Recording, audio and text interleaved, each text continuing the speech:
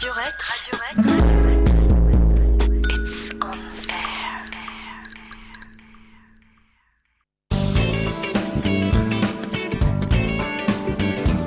air. Restez cordiaux, messieurs, ce n'est qu'un débat. L'histoire nous montre qu'il faut être prudent à ce sujet. Maintenant, c'est absolument pas le même contexte politique. C'est Pompidou et Giscard en 73 qui nous ont mis dans la main des banques. Alors, qui pour le mot de la fin ? Bonsoir à tous, bonsoir à toutes, en direct sur Radio Rec pour le retour tant attendu de l'émission Politiquement Incorrect. Émission de débat, de point de vue, d'interjection et de tout ce que vous aimez. Les grandes gueules sont de retour dans le studio de Radio Rec après près de 15 jours d'attente. Et avec moi, j'ai le plaisir d'accueillir Marc. Bonsoir. Bonsoir à tous. Nicolas en milieu de table. Bonsoir à tous et bonsoir à toutes. Et bonsoir Maxime. Bonsoir. Ravi de vous retrouver messieurs, j'espère qu'il en est de même pour vous. L'attente fut très longue, notamment pour nos auditeurs chéris, mais nous revenons très en forme. Et on va parler ce soir de sujets qui font mal au bide, puisqu'on va parler de ce scandale alimentaire, entre autres. C'est bien, c'est l'heure en plus bientôt. Eh oui, préparez-vous, un petit casse-croûte sur le côté, faites attention, vous aurez les conseils du père Lecomte en fin d'émission sur les compositions de vos aliments, donc faites bien attention, peut-être attendez la fin de l'émission avant de dévorer. Non, avant, comme ça après c'est fait, on a mangé et c'est trop tard. Et on vomit, peut-être.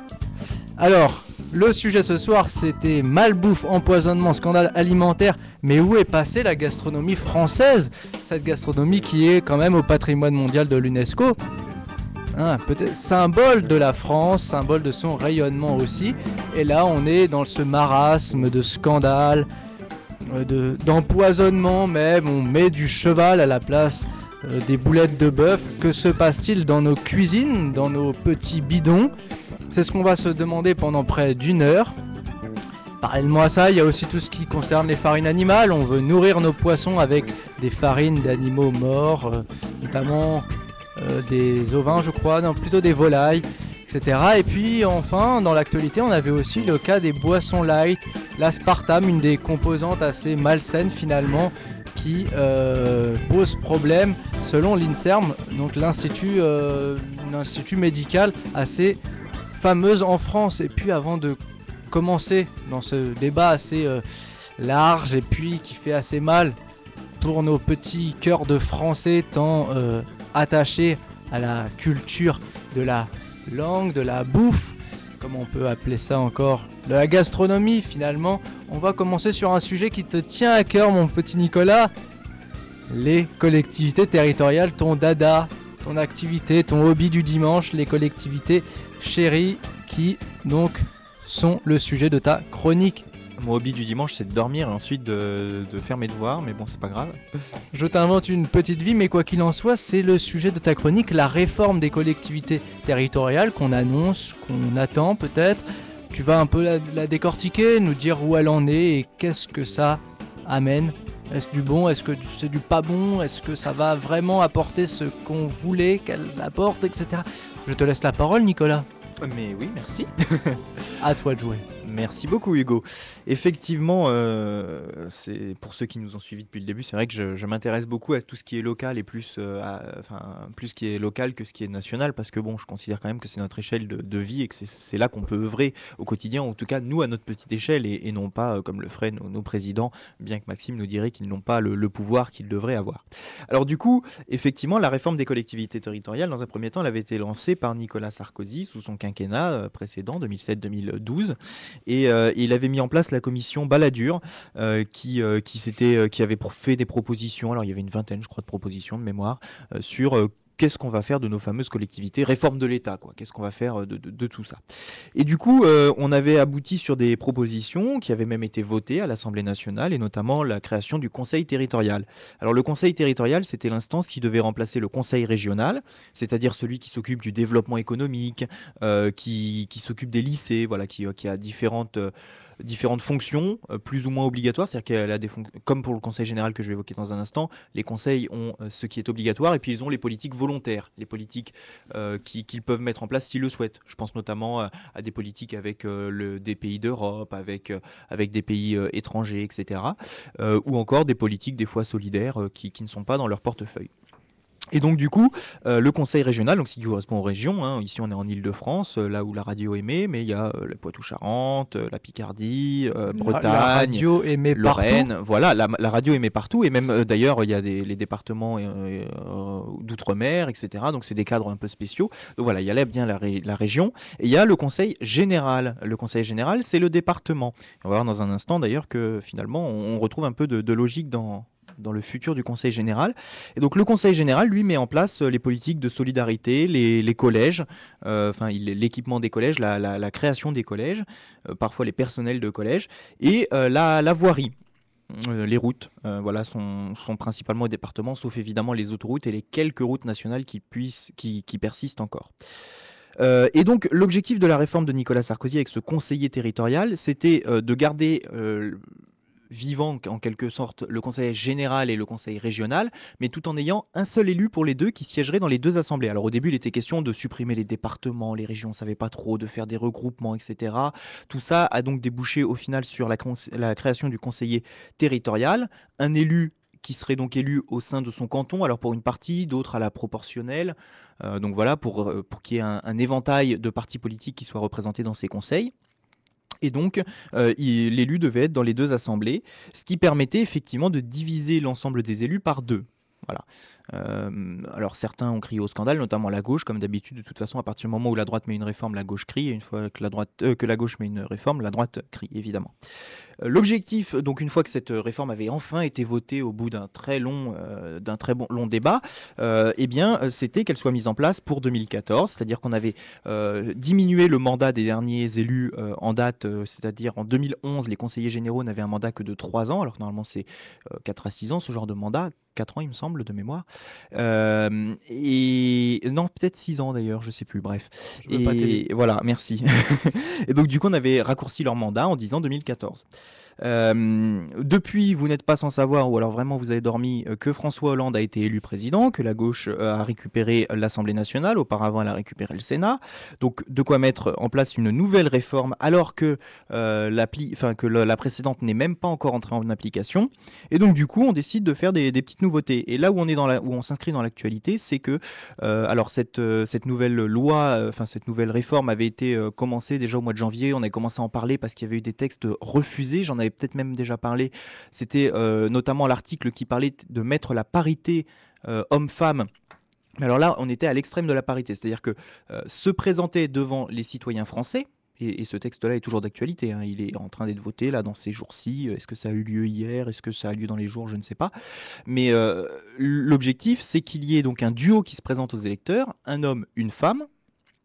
Donc là encore, donc on supprime quelques éléments de la précédente réforme de Nicolas Sarkozy, donc notamment le fait du conseiller territorial, ça c'est supprimé, hein. On garde notre conseiller régional, notre conseiller général, donc a priori on part sur un système où on retrouve tous les élus, on ne divise pas par deux finalement le nombre d'élus, ce qui était prévu dans la réforme de Nicolas Sarkozy.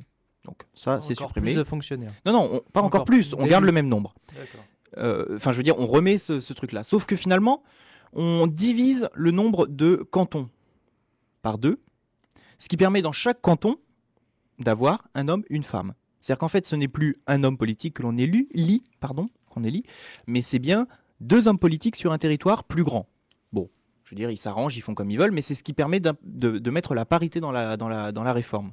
Et si Donc- les mecs ils sont de l'UMP et UPS, ça peut pas poser des problèmes dans les cantons, des trucs comme ça, non? Comment ça? Non, Bah, c'est tu dis- Non, c'est un c'est ticket. C'est un ticket, d'accord. Voilà, c'est un ticket. C'est exactement, voilà. C'est comme actuellement le titulaire et le suppléant. D'accord. Sauf que là, donc, ils sont 2, ils se partagent le travail du canton comme ils veulent. S'ils veulent se le partager géographiquement en disant moi je m'occupe de la partie est et D'accord. l'autre de l'ouest, ils font comme ils veulent. S'ils veulent tous les deux gérer plutôt des secteurs comme la solidarité et l'autre telle autre chose, enfin ils se débrouillent. Enfin, c'est encore les contours de la loi qui n'est pas. Voilà.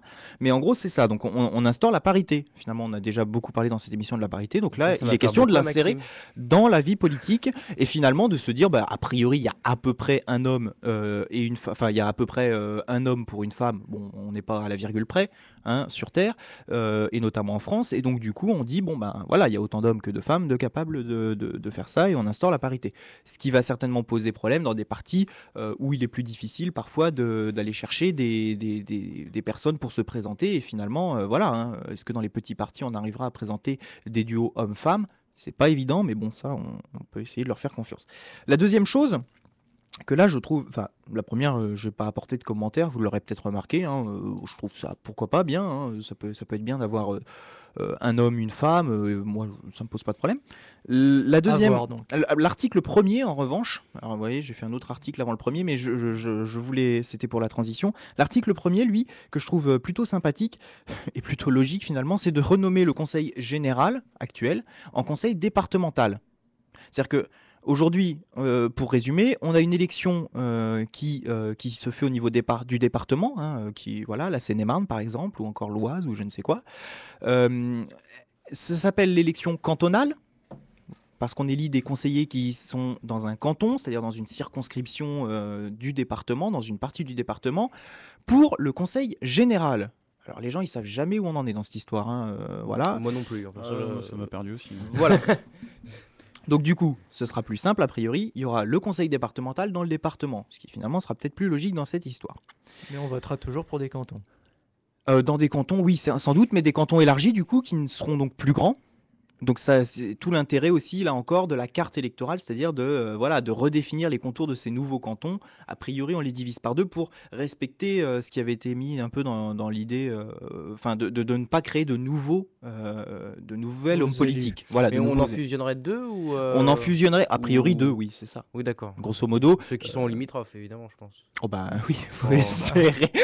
Non, mais je veux dire, il n'y a pas de. Il y a- Bah, vaut mieux, on va oui. pas avoir des cantons agrandis par exemple, je sais pas, moi, un exemple de canton, tu vois. Torcy. Torcy, par exemple, on va pas agrandir ce canton de Torcy et réduire un autre. Enfin, non, c'est vraiment fusionner deux qui sont déjà existants. Oui, oui, enfin, Attends, a priori, On enfin, réduire le oui. nombre. Peut-être Oui, qu'ils pour vont réduire le s'arranger dans certaines zones. Peut-être qu'il y a aussi une carte des cantons à redessiner en fonction de la population. C'est ce qui se fait régulièrement. On sait que pour toutes les élections, on revoit la population, si ça a bien augmenté quelque part, etc. C'est ce qui s'était passé aux dernières élections législatives. On avait redéfini des nouvelles circonscriptions, et notamment celle des Français de l'étranger. Donc voilà. Ce qu'il faut savoir aussi, c'est que dans les débats de cette fameuse loi, de cette réforme, à l'Assemblée nationale, du coup, quand ils ont voulu faire passer les articles, la présidente de séance, puisque là c'était une femme justement, à ce moment-là, c'était pas Claude Barthelone qui est le président de l'Assemblée nationale, c'était une des vice-présidentes qui présidait la séance. Et donc effectivement, elle a dû suspendre la séance parce qu'elle s'est rendue compte qu'il n'y avait pas assez de députés PS pour voter la réforme. Et donc elle risquait de ne pas passer, ce qui est déjà arrivé sur certains articles. Et donc du coup, ils ont suspendu les séances, ce qui fait que l'UMP a bien protesté comme on a l'habitude. Ils ont chanté la Marseillaise quand la séance a repris, etc., pour bien montrer que c'était pas normal ce que faisait la gauche de suspendre cette séance, voilà, le temps de rameuter tout le monde dans la salle, dans la salle des séances. Et donc voilà. Donc encore un heurt au niveau de l'Assemblée nationale. Donc voilà. Un autre élément qui concerne alors les collectivités territoriales, là pas vraiment, puisqu'il s'agit plutôt de l'intervention de l'État sur le territoire, c'est ce que relayait l'Express au mois d'août 2012. Il y a eu la Cour des comptes qui a rendu un rapport disant que les sous-préfectures, grosso modo, n'étaient pas rentables. Enfin, elles servaient pas à grand-chose. Et donc, il y a une remise en cause de ce niveau, je cite, infradépartemental de l'intervention de l'État. C'est-à-dire, en fait, les sous-préfectures, donc, ce sont les arrondissements. Là. Alors, on va encore perdre la moitié des auditeurs. J'espère qu'on n'en avait pas qu'un, parce que ça, on aura un demi-auditeur. Soit pédagogue. Donc, en fait, on reprend notre département. Donc là, c'est l'État qui intervient dans le département pour la jeunesse, pour l'intérieur, le ministère de l'Intérieur, les papiers, le Pourquoi permis tu de me montres conduire. deux doigts? Non, je suis en train de... Non, les permis de conduire, etc. Et donc, du coup, il y a la préfecture avec le préfet et il y a les sous-préfectures avec les sous-préfets. Ces sous-préfets sont implantés dans des circonscriptions qu'on appelle les départements. Les arrondissements, Ouais, pardon. parce que là, Les arrondissements. Oh là là, les arrondissements. Et donc, du coup, c'est ces fameux arrondissements qui sont mis en cause. Là encore, on dit, mais oui, mais on pourrait fusionner des arrondissements parce que des fois, c'est pas utile. Moi, je prends l'exemple, hein, il y a beaucoup de sous-préfectures qui n'ouvrent que les après-midi, que les matins, ou alors qu'un jour sur deux. Voilà, des services à l'intérieur même qui sont pas toujours ouverts. Donc, c'est ça qui est remis en cause par la Cour des comptes. On trouve que ça coûte beaucoup trop cher. Et donc, il faudrait en supprimer des sous-préfectures. Et c'est ce qui a été remis en cause dans ce rapport de la Cour des comptes. Et il n'y a pas eu de retour par rapport à ce rapport? Si, sans doute. D'accord. Merci. Non, mais bien sûr, évidemment. Mais alors là, les gens, enfin, oui, il y a forcément des retours. Les gens sont contre le fait qu'on ferme leurs services de proximité. Je veux dire, s'il faut aller beaucoup plus loin pour aller chercher son permis ou des c'est choses ça, comme ça, ouais. c'est plus compliqué. Mais dans le cas des cantons, Mais il faut aussi prendre en compte, excuse-moi Marc, Pardon. aussi le fait qu'aujourd'hui les démarches se font de plus en plus sur Internet et donc que les gens se déplacent de moins en moins. Mais dans le cas des cantons, par canton, tu as un représentant qu'on a élu d'ailleurs il n'y a pas longtemps. je me Oui, voilà, souviens. c'est le conseiller général Le qui va conseiller devenir le général. conseiller départemental. Voilà. Et Ça là, sera si plus quand il y en simple. a deux, enfin, c'est aux prochaines élections que ce système sera mis en place. Normalement, oui. Et donc, D'accord, oui, d'accord. et j'allais y venir en disant, mais je vais le dire maintenant, du coup, que ce calendrier électoral, il est perturbé parce que toutes les élections, c'est-à-dire les élections européennes, les élections municipales, les élections départementales, dirons-nous, les élections régionales et je crois une partie du Sénat, ces élections devaient avoir lieu en 2014, tout ça là, ce package. Donc ça veut dire qu'on votait pour tout le monde en 2014 et on se retrouvait en 2017 à voter pour le président de la République. Donc ça a été évidemment remis en cause, comme à chaque fois qu'il y a beaucoup trop d'élections sur une année. Et donc là, on parle, et a priori ça aurait été accepté en Conseil des ministres au mois de décembre, que les élections donc régionales et départementales, ex-conseils généraux pour ceux qui ont suivi, aient lieu en 2015 au lieu de 2014, et donc que les élections municipales aient lieu, elles, en 2014, tout comme les européennes de mémoire, puisque ça, c'est un calendrier européen, et on ne va pas s'amuser, nous, petits Français, à modifier le calendrier européen. Pourquoi on les met la même année alors?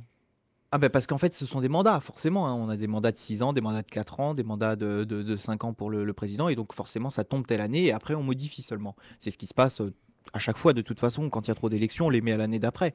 Donc voilà. Mais c'est sûr qu'on ne peut pas bouger les élections européennes parce que elles sont au niveau de l'Europe, et les élections municipales, je pense, parce que le mandat est plus long. Donc on va davantage privilégier le fait de remplacer tout de suite les conseillers municipaux qui ont fait 6 ans de mandat que les conseillers régionaux qui en font que 4.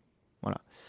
Et alors une dernière modification, évidemment, c'est l'intercommunalité. Alors là, voilà, je sais que nous en géographie, on en parle beaucoup en ce moment. C'est les intercommunalités qui se développent au Alors, détriment. Oui, Expliquez peut-être aux auditeurs qui ne connaissent Oui. pas forcément les petites Oui. structures, Oui. qu'est-ce Oui. qu'est une j'y intercommunalité? j'y viens. Qui se développent donc au détriment des communes. Et effectivement, l'intercommunalité, c'est un regroupement de communes. Pourquoi ce système? Tout simplement parce qu'on regroupe aujourd'hui. Je veux dire, l'État est trop petit, donc on crée l'Europe. Le département est trop petit, donc on crée la région. La commune est trop petite, on crée l'intercommunalité. Et comme les communes ne sont pas prêtes à se regrouper elles-mêmes pour être plus grosses parfois quand il n'y a pas assez de moyens, voilà, pour fusionner quand il n'y a pas assez de moyens, eh bien on a créé l'intercommunalité. C'est plus simple. On donne à l'intercommunalité alors les communes se réunissent et donnent à l'intercommunalité les portefeuilles qu'elles désirent. Donc si par exemple la politique jeunesse peut se partager, que tout le monde est d'accord, eh bien on donne à l'intercommunalité la politique jeunesse et elle se débrouille avec des moyens, si on est plus gros, plus important, logiquement. Donc voilà. Le problème de cette intercommunalité jusqu'à maintenant, c'est que ce sont les conseillers municipaux, ceux qu'on élit donc dans les élections municipales, qui votaient eux-mêmes en conseil municipal, qui allaient à ces intercommunalités. Et donc Nicolas Sarkozy et la commission de Balladur de l'époque avaient demandé à ce que les citoyens participent davantage au vote de ces représentants à ce niveau-là. C'est pour éviter en gros ce qui se passe au niveau de l'Europe. C'est-à-dire qu'on élise directement des personnes plutôt que ce soit par d'autres intermédiaires. Et donc du coup, ce qui se met... universel, quoi. Pas indirect. Voilà. Là, actuellement, il n'était pas indirect, comme pour le Sénat. Il n'était pas indirect, et donc il doit le devenir. Alors, c'est les grands électeurs. Pour le Sénat, en tout cas. Oui, voilà. Et donc, ce qu'il faut savoir, c'est que du coup, ça a été légèrement remis en question par la gauche au pouvoir, qui a décidé non plus de faire directement une élection mixte, conseil municipal, conseil intercommunal. Après, on les appelle comme on veut. Hein. Il y a les communautés de communes, les communautés d'agglomération, donc voilà, les syndicats d'agglomération nouvelle. Et du coup... il n'y en a pas 3, je crois. Oui. D'accord, je sais plus. Il en manque les un. communautés urbaines. Voilà, communauté Voilà. urbaine. Est-ce que j'ai un petit doute, c'est bien Chevènement qui avait mis ça en place en 2000 quelque chose. Il y a 99, je sais lui plus. et il y en a d'autres. Non, mais bien c'était sûr. Chevènement, c'est la dernière grosse loi sur le sujet, en tout cas. Bien On sûr. a eu les EPCI, etc. Et On après, on a va eu pas ça. perdre. Là, D'accord. les Non, non, mais c'est EPCI pour, qui sont donc les établissements publics publics de coopération intercommunale. Donc c'est le nom pour qualifier l'ensemble des intercommunalités. Ça, c'est Chevènement. Voilà.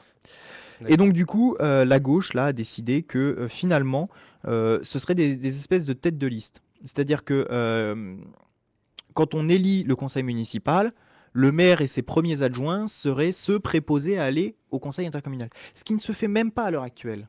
Et là, c'est peut-être la critique que je ferai. C'est pas encore fait ça. un peu. Voilà. Non, mais c'est la critique que je ferai, c'est-à-dire que actuellement, il y a parfois des maires qui ne font pas partie de ces conseils intercommunaux. Ils n'ont rien à faire. Ils sont déjà maires de leur ville. et il délègue à des conseillers municipaux ou à des adjoints le fait d'aller dans ces conseils. Et là, l'idée de la gauche, c'était de forcer par la loi le fait que le maire et ses premiers adjoints soient dans ce conseil, ce qui est complètement aberrant.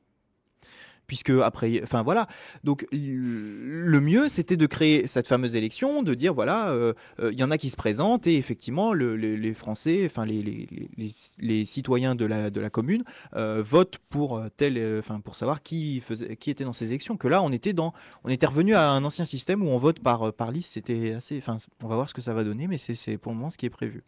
Donc voilà. Sur la réforme dans l'ensemble, eh bien, on va attendre qu'elle apparaisse. Effectivement, c'est un événement d'actualité, cette réforme. Pour moi, parce que je connais un petit peu mes camarades, pour moi, c'est un élément assez important. Et le fait qu'on ne connaisse pas ces instances qui décident quand même de beaucoup de choses, finalement, on parle toujours de l'Europe, de l'Europe, de l'Europe. Et d'ailleurs, il n'y a que quand on arrive aux élections européennes qu'on se rend compte que personne n'en parle, des élections de l'Europe. Mais nous, on en parle de l'Europe. Et c'est vrai qu'on a finalement la tendance à perdre ce qui est au niveau local. Je vous rappelle que les conseils départementaux, bientôt peut-être, mais actuellement généraux, c'est tout ce qui va être le transport scolaire, c'est ce qui va être les collèges, c'est quand même les lieux où on apprend quand on est jeune. Et Maxime a de quoi les critiquer, je crois. C'est la voirie, c'est-à-dire le fait qu'il y a des trous dans votre route ou qu'il n'y en a pas.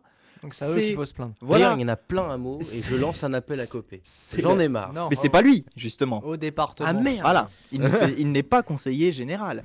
Et effectivement, il s'occupe, le conseil général, de toutes les aides, le RSA, etc. Bon, alors il sert vraiment quasiment que de guichet, mais des fois, les politiques qu'il impulse sont quand même plus importantes et c'est important de le souligner. Tout comme le conseil régional qui, lui, aide les entreprises, etc. Voilà. Bon, ce serait pas eux qui le feraient, ce serait peut-être d'autres échelons, mais je trouve que c'est important que ce soit des échelons locaux qui le fassent. Et donc voilà. Et notamment, on va le voir, le conseil municipal va agir sur la réforme de Vincent Payon sur les rythmes scolaires, puisque ce sont eux, les conseils municipaux, qui sont chargés de mettre en œuvre cette réforme et de dire s'ils mettent le mercredi matin pour que les enfants aillent travailler, quels horaires ils prendront, s'ils prennent la pause sur le midi, s'ils terminent plus tôt, etc. Donc, il y a un rôle quand même de ces institutions locales, et c'est important de le dire. Voilà, c'était la chronique de notre professeur en institutions locales et autres petites structures non négligeables. Hein. Messieurs, j'espère que vous avez appris votre leçon correctement et chers auditeurs également. Interrogation surprise la semaine prochaine. On peut enchaîner donc, si vous le permettez, à moins que vous ayez une objection à apporter à cette chronique.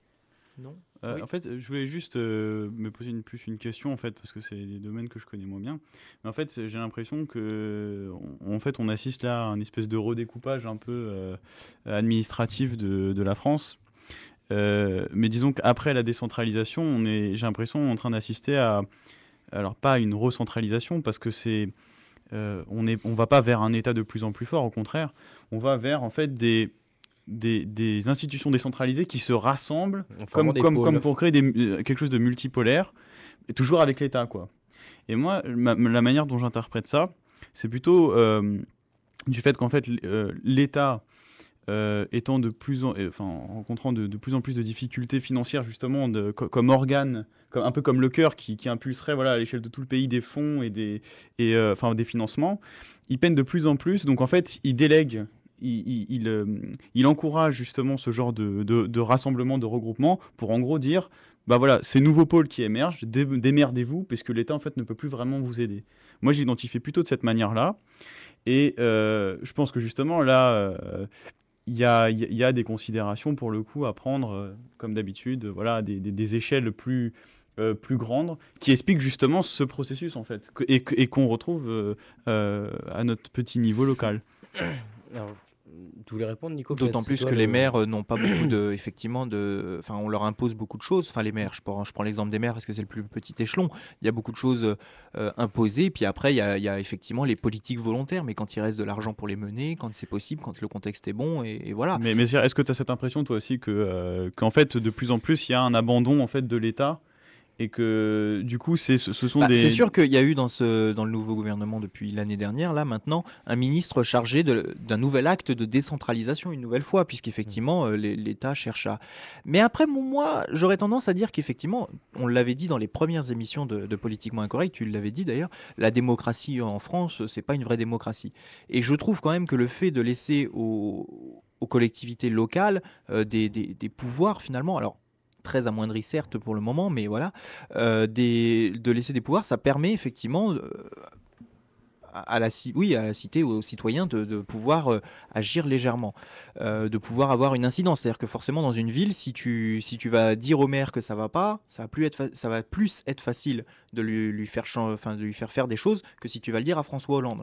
Oui, non, mais ça, c'est normal. Après, qu'il y ait un c'est sûr qu'il découpage. faut donner les moyens à ces collectivités d'y arriver. Mais alors ça passe par l'impôt local. Donc voilà. Oui, voilà, c'est ça. En fait, j'ai l'impression que c'est débrouillez-vous avec les entreprises qu'il y a sur votre territoire.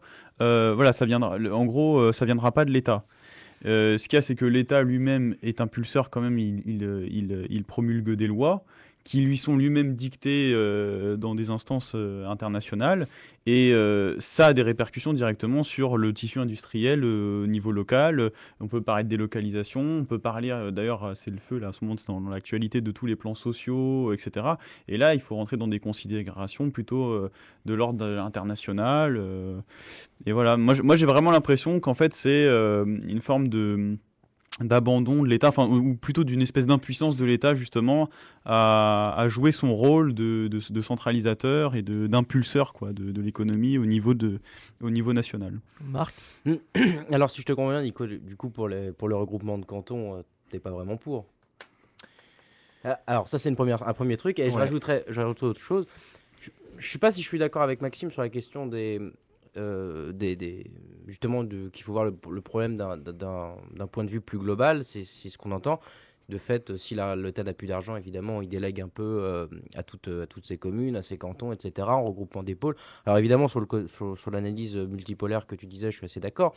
Mais je pense, et vous le savez tous ici, que, et justement, vu que ça fait 3 semaines que j'étais pas là, je vais le ressortir, l'histoire nous a montré qu'après après la Révolution, bah, on a hérité de tout ce système qui a mis en place plusieurs communes, 36 000, si ma mémoire ne flanche pas trop, un tas des départements, on en a 22 régions, des départements, 27 régions. non 27 régions. Oui, quand on. Je te parle en France métropolitaine, moi. 22. Ouais, enfin, 22, peu c'est ça. importe le découpage, Enfin bref, peu ouais. importe, une vingtaine. Et en revanche, on a 100 départements. Et 100 Ouais. départements. 101. 101. 101. 100, ah bah oui, avec avec Mayotte. Voilà.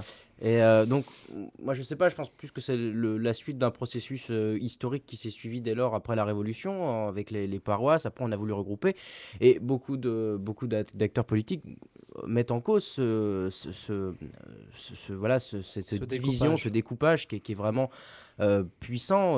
Rappelons, comme le disait Béatrice Gibelin, qui est une géographe qui enseigne à l'IFG, je crois, l'Institut français de géopolitique, il me semble, où elle dirige, qui disait que la France possédait quand même un tiers des structures politico-administratives de toute l'Europe, de l'Europe des 15. Donc ça remet tout ça en cause. Alors le problème, c'est que là, on a un double truc. C'est soit, comme disait Nicolas, par les divisions, on est plus proche du citoyen. Et dans ce cas-là, bon, on ne peut pas mettre ça en cause vraiment. 36 000 communes, ça veut dire toutes les personnes que ces dernières peuvent représenter, etc. Mais d'un point de vue économique, comme disait Maxime, justement, vous avez ce problème, c'est qu'on ne peut pas déléguer depuis 82 des pouvoirs aux régions, etc. Et de fait, aux acteurs infra-régionaux, si on n'a pas d'argent. Alors, moi, je pense plus que c'est la suite d'un processus historique qu'on n'arrive pas à régler qui est accentué depuis la décentralisation, que d'un problème plus général. Je ne sais pas si l'État c'est peut-être pas mon avis, je ne pense pas que l'État se délègue, se désengage, je pense pas. Par contre, là où il y a un désengagement, mais du coup ça concerne tout le pays, c'est le point de vue économique. Et là, justement, on passerait sur des échelles beaucoup plus globales. C'est la question du manque d'argent, etc. Voilà. Peut-être donner la réponse, parce qu'une question a été posée à Nicolas au début, Oui. donc, Bah, sur les cantons. Donc. Sur la division, sur a priori des cantons plus grands. Moi, je voulais aussi dire, voilà, le problème. Non, mais c'est pour en arriver à la réponse. La généralité il y a des gens qui disent que les départements c'est obsolète, etc. Comme pour l'histoire des sous-préfectures. Après, on fait une généralité de cas, voilà. C'est-à-dire qu'il y a peut-être des départements qui paraissent trop petits, trop grands, voilà. Et au contraire, il y a des départements très très bien, voilà. Déjà, bon, la multiplication de ces choses-là donne des emplois, ce qu'il ne faut pas oublier quand même. Et puis, les politiques. Il y en a qui sont en double, mais voilà, si par exemple le conseil général a une politique de solidarité, le conseil régional, normalement, ne va pas l'amener, donc il n'y aura pas de moyens mis là-dessus. Ça, c'est dans le meilleur des mondes, on est d'accord que ça ne se fait pas toujours comme ça. Sur la taille des cantons, je connais pas la nature du redécoupage qui veut se faire. Entre nous, qui est capable de dire quelles sont les communes qui sont dans son canton? Voilà. Il faut savoir que grosso modo, un canton, généralement, c'est un peu plus grand qu'une intercommunalité. En règle générale, il y a Ce qu'il faut savoir... six plus, communes, plus. que ça. Ah bon. Ouais. Enfin, à peu près. En oui, moyenne. bon. Je sais pas. Ce qu'il faut savoir aussi quand même, c'est que les délimitations du canton ne correspondent à rien. Je veux dire, elles ne correspondent pas à une intercommunalité. Il peut y avoir plusieurs cantons sur une ville. Enfin, c'est un peu compliqué. En revanche, les cantons, en fait, pour vous faire une image que j'ai oublié de présenter tout à l'heure, il y a la commune, bon, il y a son intercommunalité à part, et il y a le canton. L'ensemble des cantons forment un arrondissement et l'ensemble des arrondissements forment le département. Mais les arrondissements ne servent à rien. On n'élit personne au niveau de l'arrondissement, mais en revanche, c'est là qu'il y a les sous-préfets. Ah, Voilà. je pense qu'on a perdu Hugo. Je l'ai vu froncer. Alors bon, Moi, j'ai le souci de la compréhension pour les auditeurs et c'est peut-être Ouais. pas toujours facile. En tout cas, vous avez vu, Mais- pour les auditeurs, que c'est quand même sacrément le bordel, qu'il y a, voilà, que vous avez plusieurs découpages et que d'un côté, alors évidemment, si on pense l'agenda caché et de dire comme Maxime, bah enfin, d'un point de vue administratif et politique, je pense que c'est plus simple de regrouper, certes. Mais si on prend ça d'une échelle plus large, et c'est l'analyse de Maxime, on se dirait, bon, bah, c'est peut-être parce que justement, on veut regrouper et donner des pôles. Et là, c'est là où je suis d'accord avec Maxime. dernier mot- le bon point, par contre, de mettre effectivement un binôme dans un canton, c'est qu'au moins ils seront deux et qu'ils se renvoient enfin ils travaillent ça va. ensemble, etc. Et normalement, comme c'est la même, enfin, je veux dire, c'est le même bord, ils sont ensemble sur le canton. Et pour une fois, on aura de la parité. Ça Oui, fera mais plaisir ça va pas poser un problème de à gouvernance. certains et certaines. Parité La gouvernance. dans ce studio. Je vais donner la parole à Pardon, Maxime pour conclure ce Ouais, non, mini juste sur la débat. parité, je peux pas. Je me rappelle de la petite boutade du camarade Fabien, la dernière émission. Il disait ouais, maintenant, finalement, à force de faire de la parité, il manque plus qu'à mettre de la parité dans les couples homosexuels, quoi. Ça m'a fait marrer comme remarque. Mais bref, non, moi, effectivement, ma lecture, c'est ça. Je pense qu'en fait, l'État, en fait, c'est même pas qu'il se désengage. Enfin, c'est une fatalité. L'État n'a plus suffisamment d'argent, pour le dire de manière un peu simple, mais il n'a plus suffisamment d'argent pour jouer ce rôle de voilà. Je prenais cette analogie du cœur, comme voilà, le cœur humain dessert tous les organes.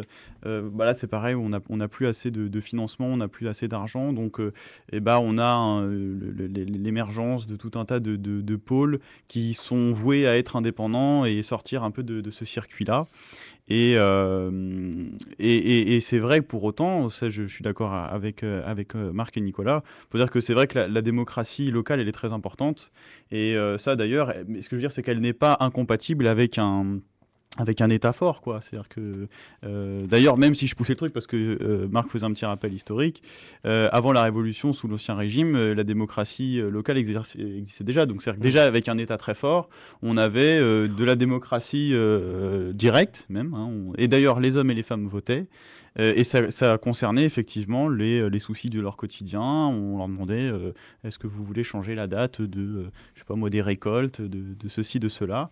Et pour autant, il y avait un État fort qui était là justement pour chapeauter toutes les affaires du royaume, quoi. Donc là, en fait, c'est pour dire que c'est pas tout l'un ou tout l'autre, quoi. On peut avoir les deux en même temps. C'était le mot de la fin pour ce débat très institutionnel cher à Nicolas. Et puis, c'est aussi une des vertus de notre émission d'apporter un peu de pédagogie dans ces Et structures évidemment, qui sont s'il y a pas des questions, on forcément peut y répondre sur Facebook. Évidemment, voilà, toutes vos questions sur les réseaux sociaux, une bonne manière de les rappeler, de rappeler leur utilité. Donc Facebook, là c'est politiquement incorrect. Et puis le Twitter, le petit oiseau qui gazouille, c'est incorrect seulement. Donc incorrect, ça finit par RECCT. Donc là on est amené à vous répondre si vous le désirez. Puis on sera ravis de le faire si vous avez toutes les questions. Voilà, on invitera chacun à apporter son point de vue. Notamment Nicolas, sur ces questions-là, tu es, je le sais, assez calé, on l'a remarqué. Assez calé. Il est complètement calé. Alors là, franchement, c'est un euphémisme. Franchement, t'es gentil. Complètement savant sur cette question. Voilà. Allons, passons messieurs maintenant à la culture de la Modeste, en bouche, plus. culture gastronomique française, c'est notre Là, terroir. je suis un peu moins calé. Mais tu vas être calé à la fin de l'émission Tu peut-être. manges trop de McDo, c'est pas bien. Voilà, McDo. L'antonyme de cette culture française de la nourriture. Et puis l'actualité, comme je l'ai dit en préambule, a été bien chargée au niveau de ce sujet. On a eu le scandale alimentaire alimenté par Spanghero notamment, avec le cheval qui se glisse dans les boulettes de viande et autres lasagnes, Findus, Aldi, Picard, etc. On a eu également un rapport de l'INSERM sur les boissons light. Ah Et oui, c'est puis, vrai. on a eu évidemment les farines animales qui feraient leur retour dès juin 2013 sous l'égide de la Commission européenne. Tout ça, ça va amener à alimenter notre cher débat. C'est vrai que tu parles de McDo et il faut savoir quand même que 2 jours après l'affaire du cheval, là, dans les lasagnes Findus, McDo faisait déjà une pub avec un menu, une liste déroulante et tout, et expliquait que dans ces sandwichs, la viande était contrôlée, etc., etc., Ah, mais ça etc. n'iment- ça- Ils le ça disent, n'énerve Et en vraiment. parallèle, effectivement, que McDo a sorti son fameux sandwich français, là, le casse-croûte de McDo. Donc c'est rigolo que ce soit McDo qui en arrive à ça. Mais en tout cas, pour ce que sanitairement, moi, par le biais de ma mère, elle connaît un des dirigeants de McDo. Sanitairement, c'est extrêmement suivi. Il y a pratiquement toutes les semaines, voire tous les 2 jours. Après, la bouffe, c'est autre chose. Je te parle du sanitaire, la propreté, etc. Ce qui compte beaucoup, en tout cas dans plusieurs analyses qui ressortent. C'est-à-dire c'est- qu'on voilà, on mange c'est de la le merde critère propre. sanitaire, c'est-à-dire que, et là, Maxime pourra Merci. peut-être compliquer, c'est-à-dire que vous avez. Voilà, on mangerait de la merde propre, c'est ça. Mais voilà, le problème aussi des aliments, c'est tout ce qui est question de conditionnement. On peut pas avoir des bons produits dans des réceptacles qui ne sont pas adaptés pour. C'est toute cette question. Là, je sais qu'il y a eu un scandale à l'époque sur les conserves alimentaires.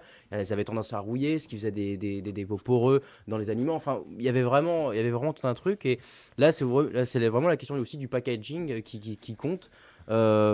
Et puis bon, voilà, on continuera ce débat. Mais en tout cas, moi, pour revenir justement on parlait de Findus.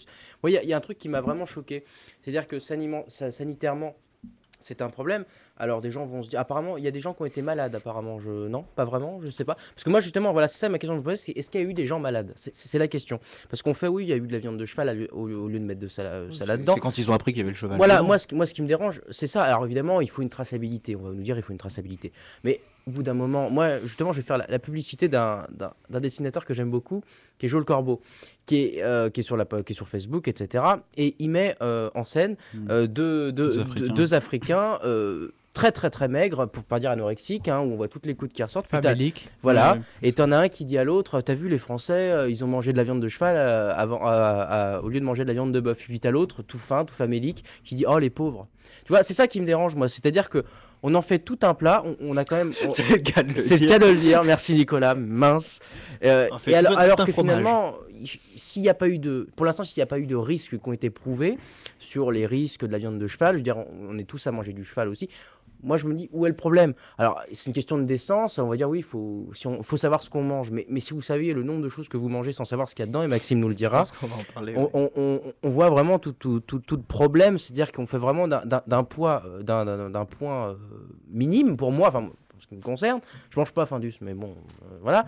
Il n'y a pas que Findus. Il n'y a pas que Findus. Il y a Picard, etc. Oui, mais après, Carrefour, c'est des tout ça. revendeurs. C'est des revendeurs. Donc, je crois que en ce qui concerne Carrefour, en ce qui concerne Leader Price, regarde, par exemple, Carrefour Leader Price, les marques qui sont déposées là-bas, que ce soit Findus, etc., ça peut venir exactement du même entrepôt. C'est-à-dire qu'il suffit juste de regarder, il me semble, une étiquette sur la boîte alimentaire, et vous allez voir que ça peut sortir exactement de la même usine. Donc après, c'est une question de renommée, etc. Mais en tout cas, il s'est éprouvé que les aliments de Leader Price, qui sont normalement à un prix discount, sont d'aussi Non, bonne mais qualité. On paye l'emballage. Voilà, on paye un produit. et la marque aussi. Voilà. Là, oui, la Enfin marque, voilà, ce que je voulais c'est dire, tout pardon. ça que je voulais, moi, qui Oui, me bien sûr. révolte un petit peu, mais évidemment, j'ai pas les analyses scientifiques d'un je sais pas comment si ça se dit, j'allais dire gastrologue, mais c'est pas ça vraiment.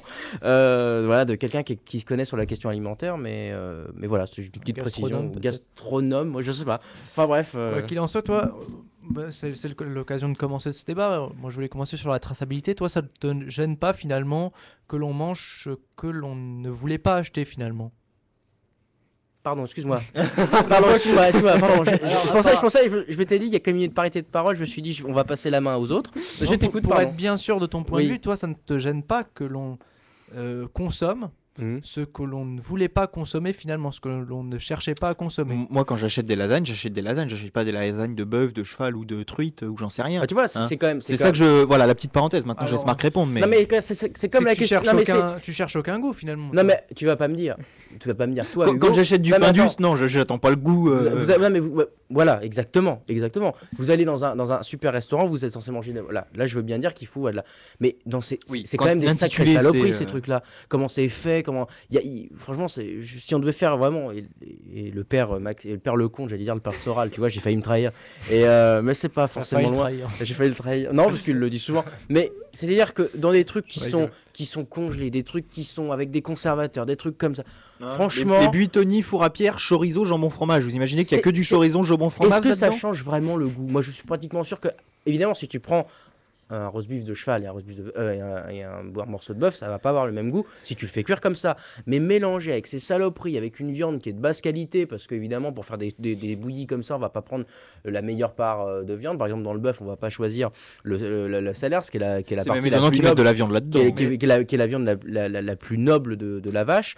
C'est-à-dire qu'à notre niveau, je suis sûr à notre niveau, évidemment, ceux qui ont les papilles gustatives très élevées et ceux qui font des années, je suis sûr qu'ils pourraient le découvrir. Mais à notre niveau, dans des trucs globaux comme ça, où tout est mélangé, où il y a 10 fois trop de sel, il y a de la sauce tomate dégueulasse, je suis sûr qu'on reconnaît pas le goût. Et Mais si au ça niveau n'a de pas posé... l'éthique, Mais au niveau de l'éthique, déjà moi mon éthique, si je devais en avoir une, c'est de pas bouffer ces saloperies et plutôt d'aller chez un boucher, puis me servir. Et c'est ce que je fais souvent. Mais malheureusement, c'est vrai que c'est devenu très cher maintenant, donc je peux pas tout le temps. Mais ces plats réchauffés, il faut quand même se mettre dans la tête que c'est quand même des t'es sacrés pas saloperies. bourgeois toi. Non, attends, avant, comment ça passait? Ceux qui allaient dans les grands magasins, au départ, quand c'était sorti, c'était ceux qui avaient le plus de revenus, quand ça s'est beaucoup développé. Après, ça s'est C'est inversé. fini, ça. Après, c'est fini. Mais moi, c'est vrai que je suis plus local, sur ces questions. Et je vais pas monopoliser la parole. Mais c'est ça, vrai- on va y revenir après. Mais Attends, tu l'as dit qu'il était bourgeois parce qu'il se fournissait local, tout ça. voilà, tu vois, c'est pour Non. ça que j'ai. Non, Ouais, mais non, si, mais t'as c'est- osé non, dire c'est ça. intéressant. Non, mais c'est quand il intéressant a- comme remarque. Non, c'est intéressant. Laisse-moi. Non, mais c'est intéressant préciser. comme remarque. C'est de dire que Ouais. l'air de. Faut quand même considérer que ce n'est pas non plus un choix, je dirais, complet de prendre du surgelé. C'est plus un choix par défaut. Oui, d'accord, mais enfin, c'est C'est intéressant en en ça fait que de à la fois qu'aujourd'hui- d'économie et de temps. Aujourd'hui, C'est en ça quelqu'un que qui j'utilise le terme un peu provocateur de bourgeois pour Ouais. dire que maintenant c'est devenu un luxe d'aller chez le boucher. Voilà, C'est devenu mais un c'est- luxe mais de c'est ça, consommer c'est des ça qui est produits qui, en intéressant. fait, d'antan étaient réservés aux classes moyennes ou populaires. Mais voilà, en fait, là, du coup, je serais d'accord pour dire inversion des valeurs, tu vois. Hmm. Là, on est vraiment. Parce que ta remarque, en somme. Quelle je sais, inversion parce que. Ça a maintenant, jamais été un luxe de prendre du surgelé, si. Non, mais je veux dire, au départ, quand c'était sorti, ces trucs-là, c'était vraiment réservé à ceux qui avaient Ceux les qui gros avaient un marchés, congélateur. avant qu'on casse les prix, qu'on aille délocaliser, faire nos bouffes, justement, faire venir de la viande de Roumanie. Et bah, on était vraiment dans un processus où c'était les plus, à mon avis, les classes les plus, pas aisées, mais bon, modestes ou supérieures, qui pouvaient se produire ces produits, tout fait. Et franchement, il faut se mettre un truc dans la tête. Les plats surgelés qui sont à Picard ou les plats tout prêts qu'on trouve des fois, Joël Robuchon, les trucs, les conneries comme ça, et bah il faut quand même se dire que souvent c'est carrément 10 fois plus cher. Je voyais, des fois là je prenais un plat, vous voyez, malgré ce que je dis, non, j'en consomme évidemment, et on est tous là parce qu'on en est réduit à manger ça maintenant. C'est Tout pas donné. Hein. et c'est 6 €. Allez dans une bonne boulangerie, vous payez un bon sandwich, bah, ça vous reviendra à 3-4 €. Et là, vous êtes, entre guillemets, sûr d'avoir un truc raisonnable et de ne pas avoir un truc à réchauffer avec des conservateurs qui viennent des usines, etc. Puis je sais pas si on en parlera, mais enfin, c'est sûr que la chaîne du froid dans le surgelé, je voudrais même pas voir une enquête là-dessus. Maxime. Ouais, et c'est vrai qu'en fait, c'est toujours amusant cette manière qu'ont les médias de s'attarder sur l'arbre qui cache la forêt. Ouais, voilà, c'est C'est-à-dire qu'en ça. fait, si on parle de l'alimentation, il y a vraiment de quoi s'indigner, de quoi se révolter, de quoi jeter, en fait, si on prête attention, tout ce qu'on vient d'acheter à l'instant chez un grand distributeur. Parce que je vais vous le montrer tout à l'heure, en réalité, je pense ne pas être vraiment excessive en disant que ce qu'on mange est empoisonné. Et C'est d'ailleurs le titre de l'émission. ouais, c'est très difficile en fait d'échapper au poison dans l'alimentation. Et quelque part, le vrai problème de fond, ça serait ça, c'est se dire qu'est-ce qu'on fait dans une société où déjà un des besoins les plus élémentaires qui est de se nourrir n'est pas satisfait. C'est déjà, quoi. C'est sans même parler de on va aller découvrir l'univers, l'infiniment grand, l'infiniment petit, la médecine, le truc, la technologie. C'est déjà la masse, la populace voilà, de nos sociétés s'empoisonne par l'alimentation. Et là, on voit les médias qui s'emballent pour parler de viande de cheval. À la place, c'était quoi, de la viande de bœuf? Voilà, bon. De base, c'était du Ouais, bœuf qui c'était était censé. prévu. Donc c'est vrai que bon, moi, Ça coûte moins cher. c'est vrai le cheval, qu'en hein. fait, à la fois comme Marc, je me dis bon, en fait, je m'en fous un peu parce que. Alors, Et d'ailleurs, limite, je me suis dit, tiens, ça fait combien de temps que j'ai pas mangé de cheval? Du coup, ça me donne envie de rebouffer du cheval. Mais C'est alors- pour. Mais, là, j'ai une précision. Apparemment, ça vient de Twitter. On me dit qu'apparemment, les chevaux qui seraient mis dans les lasagnes, c'est des chevaux de trait. non, c'est- c'est pas ça que je voulais préciser. C'est qu'ils auraient été bourrés de médoc. Donc, Oui, mais possiblement voilà, mais- dangereux Mais pour l'homme. comme le bœuf qu'on aurait dû Oui. mettre dedans justement, voilà, c'est vrai que c'est une judicieuse remarque, c'est que de toute façon, que ça soit du cheval. En fait, c'est pas est-ce que c'est du cheval ou est-ce que c'est du bœuf, c'est est-ce que c'est est-ce un que vrai cheval ou est-ce que c'est un vrai bœuf? Vous ou est-ce que- critiquez l'ensemble, mais est-ce que c'est pas un bon moyen justement de remettre en cause toute Bah, cette chaîne industrielle? ça serait ça Tu l'intérêt, parles voilà, effectivement. d'arbres Si, qui cachent la forêt, mais est-ce que c'est pas le bon Le- moment le de tout traitement, déforester? effectivement, le traitement qualitatif de cette information, c'est pas juste de se rester en disant putain, tu te rends compte, c'est dégueulasse, on nous fait manger du cheval au lieu de manger du bœuf. C'est effectivement de décortiquer derrière ce fait d'actualité, d'aller en profondeur et de dire, bah, en même temps, le cheval, il est traité avec des médicaments comme le bœuf. Comme les volailles. Ou hein. comme la volaille qu'on entasse. Moi, ma petite sœur, elle est indignée par tous ces trucs-là. Alors je connais tous ces trucs-là. Comment est-ce qu'on les entasse dans des endroits où on simule le jour et la nuit pour les faire pondre plus vite, où elles sont toutes entassées. Elles n'ont jamais vu l'herbe de leur vie. C'est-à-dire qu'en fait, ce qu'on mange, c'est même pas de la volaille. Parce que c'est pas ça la volaille normalement. Ça, c'est un milieu naturel. C'est un être vivant qui a sa. Enfin, là, en fait, En fait, on est dans de la viande industrialisée. mais Oui, c'est une industrie, voilà, mais- mais en fait, C'est c'est pas voilà un secret. le traitement Non, mais je veux en dire- profondeur du sujet, c'est vraiment ça. C'est vraiment la matérialisation de toute chose, la marchandisation de toute chose, et le profit comme religion universelle. Voilà, et bah ça, appliqué à l'alimentation, en fait, ce que je viens de dire là, c'est valable en fait un peu à tous les domaines. Et on voit que c'est un mal qui gangrène tous les secteurs, tous les piliers des sociétés. Et là, on l'aborde sous l'angle de l'alimentation. Sous l'angle de l'alimentation, ça donne ça. Ça donne de l'empoisonnement de masse, simplement pour le profit de quelques-uns. C'est ça en fait, si on résume Marc, la situation. Oui, oui. Je vais continuer parce que je suis assez d'accord avec Maxime sur cette truc et sur cette question-là. Bah, c'est vraiment voilà ce que Guénon aurait appelé le règne de la quantité, où il faut vraiment amasser au profit de la qualité, quoi, avoir de la quantité, c'est-à-dire avoir. Bizarrement, j'en étais sûr que vous alliez en parler. Bah oui, c'est-à-dire à que je suis en chaque plein fin de dedans en ce moment. Laisse Je suis finir en- Marc. non mais je vais pas Bah, parler longtemps. Je veux dire que je suis en plein dedans dessus et voilà le profit de l'essence, de la qualité, enfin le passage de changement de paradigme de qualité à quantité.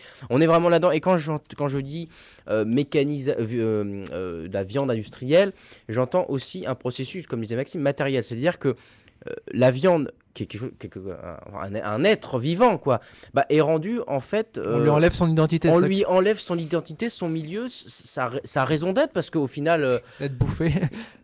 bah oui, non, mais au Bah, final, c'était déjà ça, sa raison d'être. sa raison d'être, je veux dire, il a même plus de lieu pour lui. C'est-à-dire en fait, on est en fait, on crée nous-mêmes. C'est comme si nous, enfin, moi je le visualise comme ça, c'est comme si nous, on se mettait nous-mêmes à créer des clones de poulets sans qu'il y ait reproduction, etc. Moi, je le vois comme ça, si tu veux, des trucs qui défilent à la chaîne avec l'essence même de la reproduction et du bon truc. Moi, alors par exemple, bon, alors c'est mon petit côté un petit peu nationaliste sarde qui va sortir un petit peu. Quand je vais en Sardaigne, par exemple, bah, évidemment, vous avez des poulets, vous avez La campagne, de la en fait. voilà, parce que c'est vers la côte est, c'est très montagneux. Et bah faites l'expérience sans aller là-dedans, allez par exemple en Vendée ou en Sologne et allez dans des campagnes et manger un poulet fait par un traiteur et vous comparez après vous savez les fameuses pubs qui fait fermé de louer, c'est le meilleur poulet. Mais vous allez déjà voir plusieurs choses. Et la chose est même, je vais prendre deux exemples, le poulet et le jambon. Sur le cas du poulet, normalement, quand vous le faites cuire, etc., ça ne doit pas être totalement doré la peau. Déjà, parce que qu'elle n'a pas vu assez de jours, etc. La viande doit être un peu dure, sinon si elle n'est pas assez, Les conseils culinaires. Hein. non mais si elle n'est pas assez dure, vous allez en fait avoir quelque chose, voilà, comme disait Maxime, des trucs regroupés qui n'auront pas eu le temps de gambader. Des clones, tu disais les clones, Voilà, franchement, les clones, j'aurais pas dit mieux. voilà, qui vont gambader, et si votre viande est molle, et on le voit des fois dans des poulets qu'on achète, on les fait cuire, et puis ça se dépiote. C'est-à-dire que vous enlevez, il n'y a même pas besoin C'est de. pas du poulet. C'est un produit artificiel créé par l'homme. Ouais, voilà, mais c'est ça, c'est comme des Et glauques. c'est effectivement toute cette tendance moderne, et c'est vrai qu'on parle souvent de Guénon parce que c'est un de ceux qui a le mieux anticipé, identifié ces mouvements-là, en disant finalement c'est cette tendance humaine qui s'est déconnectée de sa tradition, de ses religions et de tous ses repères transcendants. Du coup, en fait, il veut façonner la nature à son image, alors que c'est lui normalement qui est la créature de cette nature. C'est en fait l'inversion du principe et de sa manifestation. La nature, c'est le principe, nous découlons de ce principe, et c'est pas l'inverse. Et aujourd'hui, la tendance qu'on a en permanence, c'est d'ailleurs proprement satanique d'un point de vue spirituel, c'est-à-dire de vouloir tout inverser, et dire voilà, la nature, c'est pas d'elle que je découle, et au contraire, c'est elle qui va se plier à mes ambitions, qui sont d'ailleurs toujours le profit, parce que c'est ça en fait qu'on observe, c'est on veut accélérer le rythme de ponte des poules, c'est pas pour leur bien, ou c'est même pas pour le bien de ceux qui vont les manger, c'est pour le profit, c'est pour l'argent. Voilà. Donc en fait, et pourquoi est-ce qu'on met beaucoup de conservateurs et de choses qui sont nocives pour la santé? C'est pas non plus, c'est pas pour des questions de bien-être, de qualité ou de vision à long terme ou d'accomplissement de quoi que ce soit. C'est le profit. Point. Oui, et puis, attends, précisons juste un truc. La chose est identique. Donc, je disais, bon, pour le jambon, bah, passons, évidemment, si vous avez un jambon qui est très, très, très, très rose, c'est que c'est pas bon. Sinon, s'il est plutôt blanc, voire qui tire un petit peu au rosé, c'est un excellent jambon. Bah, c'est des trucs à savoir. Mais non, mais c'est vrai, c'est des trucs à savoir. C'est-à-dire que, regarde, par exemple, vous achetez de jambon Herta, par exemple. Voilà. Et bah, il va être totalement rose. C'est les conservateurs et les colorants qui font ça. Un vrai jambon qui a été normal, il est très pâle et a une petite tendance dorée sur certains au niveau de l'os. Rosé. Oui, rosé, j'ai dit. Doré. Rosé, pardon. Au niveau de l'os. Voilà, c'est des trucs à savoir, mais quand vous voyez un truc tout rose, c'est pas bon. Moi, ce qui me dérange, et Non, mais c'est ça, c'est qu'on va pouvoir créer une émission culinaire attends, bientôt. Un dernier conseil, juste un dernier conseil. Et moi, des fois, je regarde Petit Renault, voilà, le dimanche sur la 5, et c'est excellent pour, voilà. En plus, je suis gourmand. Voilà, et c'est là qu'on apprend beaucoup de choses. Et dernier truc, déjà, Maxime disait, on nous fait bouffer de la merde. Alors, je suis d'accord, mais c'est en plus que on nous crée des trucs qui pourraient durer plus longtemps, le cas des yaourts, et qu'on nous dit qu'il faut absolument les manger un mois avant la vraie date de péremption. C'est-à-dire on crée des choses, un mois. Ah non, j'ai regardé quand même Capital, et j'ai recoupé ça avec. J'ai recoupé ça avec ce que j'ai vu sur internet, c'est un mois. Le yaourt laitier, évidemment. Après, je sais pas pour ce truc un petit peu bizarre, mais en tout cas, tout ce qui est laitier, les danettes par exemple, voilà, tout le monde connaît ça. Et bah, les danettes, vous pouvez les consommer un mois et demi après la date de péremption. En fait, vous savez pourquoi c'est fait ça? Parce que on met une date d'un mois parce qu'on en envoie également dans les DROM. Et en fait, le temps d'arriver là-bas,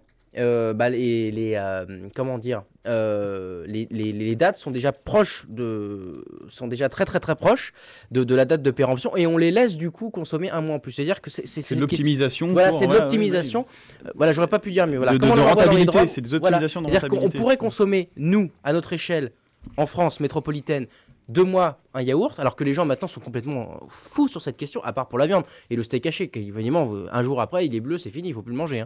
Mais en question du yaourt, on pourrait nous en France les consommer 2 mois après, ce qui réduirait les déchets et le gaspillage. On n'arrête pas de voir des pubs qui nous disent oui, le gaspillage c'est terrible, mais faites déjà quelque chose d'administratif en disant bah, pour la France, je vais faire cette production là en mettant les vrais dates d'étiquetage, et pour les drômes qu'on envoie, etc., on fera autre chose, et ça nous permettra de consommer plus en jetant beaucoup moins. Et c'est c'est pour ça que cette question de la viande, et on en revient justement à cette question,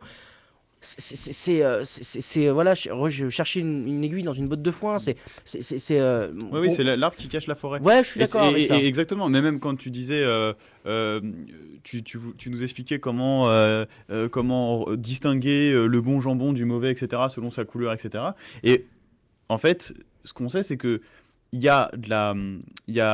on ajoute des substances chimiques pour tromper en fait le consommateur, pour lui faire croire justement que alors déjà visuellement, oui voilà, c'est ça, c'est déjà visuellement, mais ça. En plus ça va plus loin, c'est qu'il y a même des émulsifiants, de ce genre de choses qui sont même là, qui sont introduites dans la bouffe pour tromper même le cerveau sur le côté gustatif. Donc c'est voilà l'arbre qui cache la forêt. Voilà, tu vois, voilà, on s'indigne de dire on nous ment, on nous a fait bouffer du bœuf à la place du cheval, mais avant même de voir ça, déjà on te trompe de A à Z sur tout ce que tu bouffes. Alors pourquoi est-ce qu'on se réveille déjà? Enfin, c'est bien de se réveiller là-dessus, mais c'est toujours superficiel. C'est comme on se fait enfiler d'une manière, mais je veux dire, au niveau des finances publiques, tiens, par exemple, avec les paradis fiscaux, c'est des milliards et des milliards d'euros qui se dispersent, qui se volatilisent et qui pourraient enrichir les pays. Mais on s'indigne de Gérard Depardieu qui part, quoi. C'est exactement la même chose. Nicolas, toi qui n'as pas beaucoup parlé pour le moment. Mais oui. On passe aux farines animales. Je vais faire une réponse groupée sur quelques trucs que j'ai entendus, notamment sur un peu d'organisation, c'est bien. Le naturel contre l'industriel, et de dire que le naturel c'est mieux. Mais un point, c'est que aujourd'hui, moi, si on me fait manger, je vais vraiment me faire l'avocat du diable. Si on me fait manger un très bon, alors peut-être pas le jambon, parce que ça, je pense que, mais un très bon poulet ou vraiment quelque chose qui vient de notre fameux terroir français, cultivé dans une ferme et tout, bah, le pire, c'est que je risque de pas l'apprécier. Ah oui, parce je que suis d'accord avec toi. Je n'en ai pas l'habitude et je risque de trouver ça pas bon. Ouais, ça c'est voilà. c'est une bonne ça remarque. C'est une chose. Et donc malheureusement, je vois pas comment est-ce qu'on m'en ferait manger, sauf si vraiment on m'habitue à en manger. Et là j'ai marqué nourriture et je sais plus ce que je voulais dire à propos de ça, donc c'est bien beau.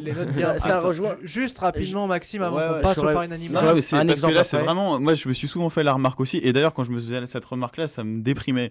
Mais c'est de me rendre compte qu'en fait j'appréciais beaucoup le McDo, je veux dire le goût. J'aime ça, j'aime manger du McDo. Je sais que c'est pas bon. On t'a bien inculqué la leçon, en fait. Voilà, c'est comme un gamin avec le langage.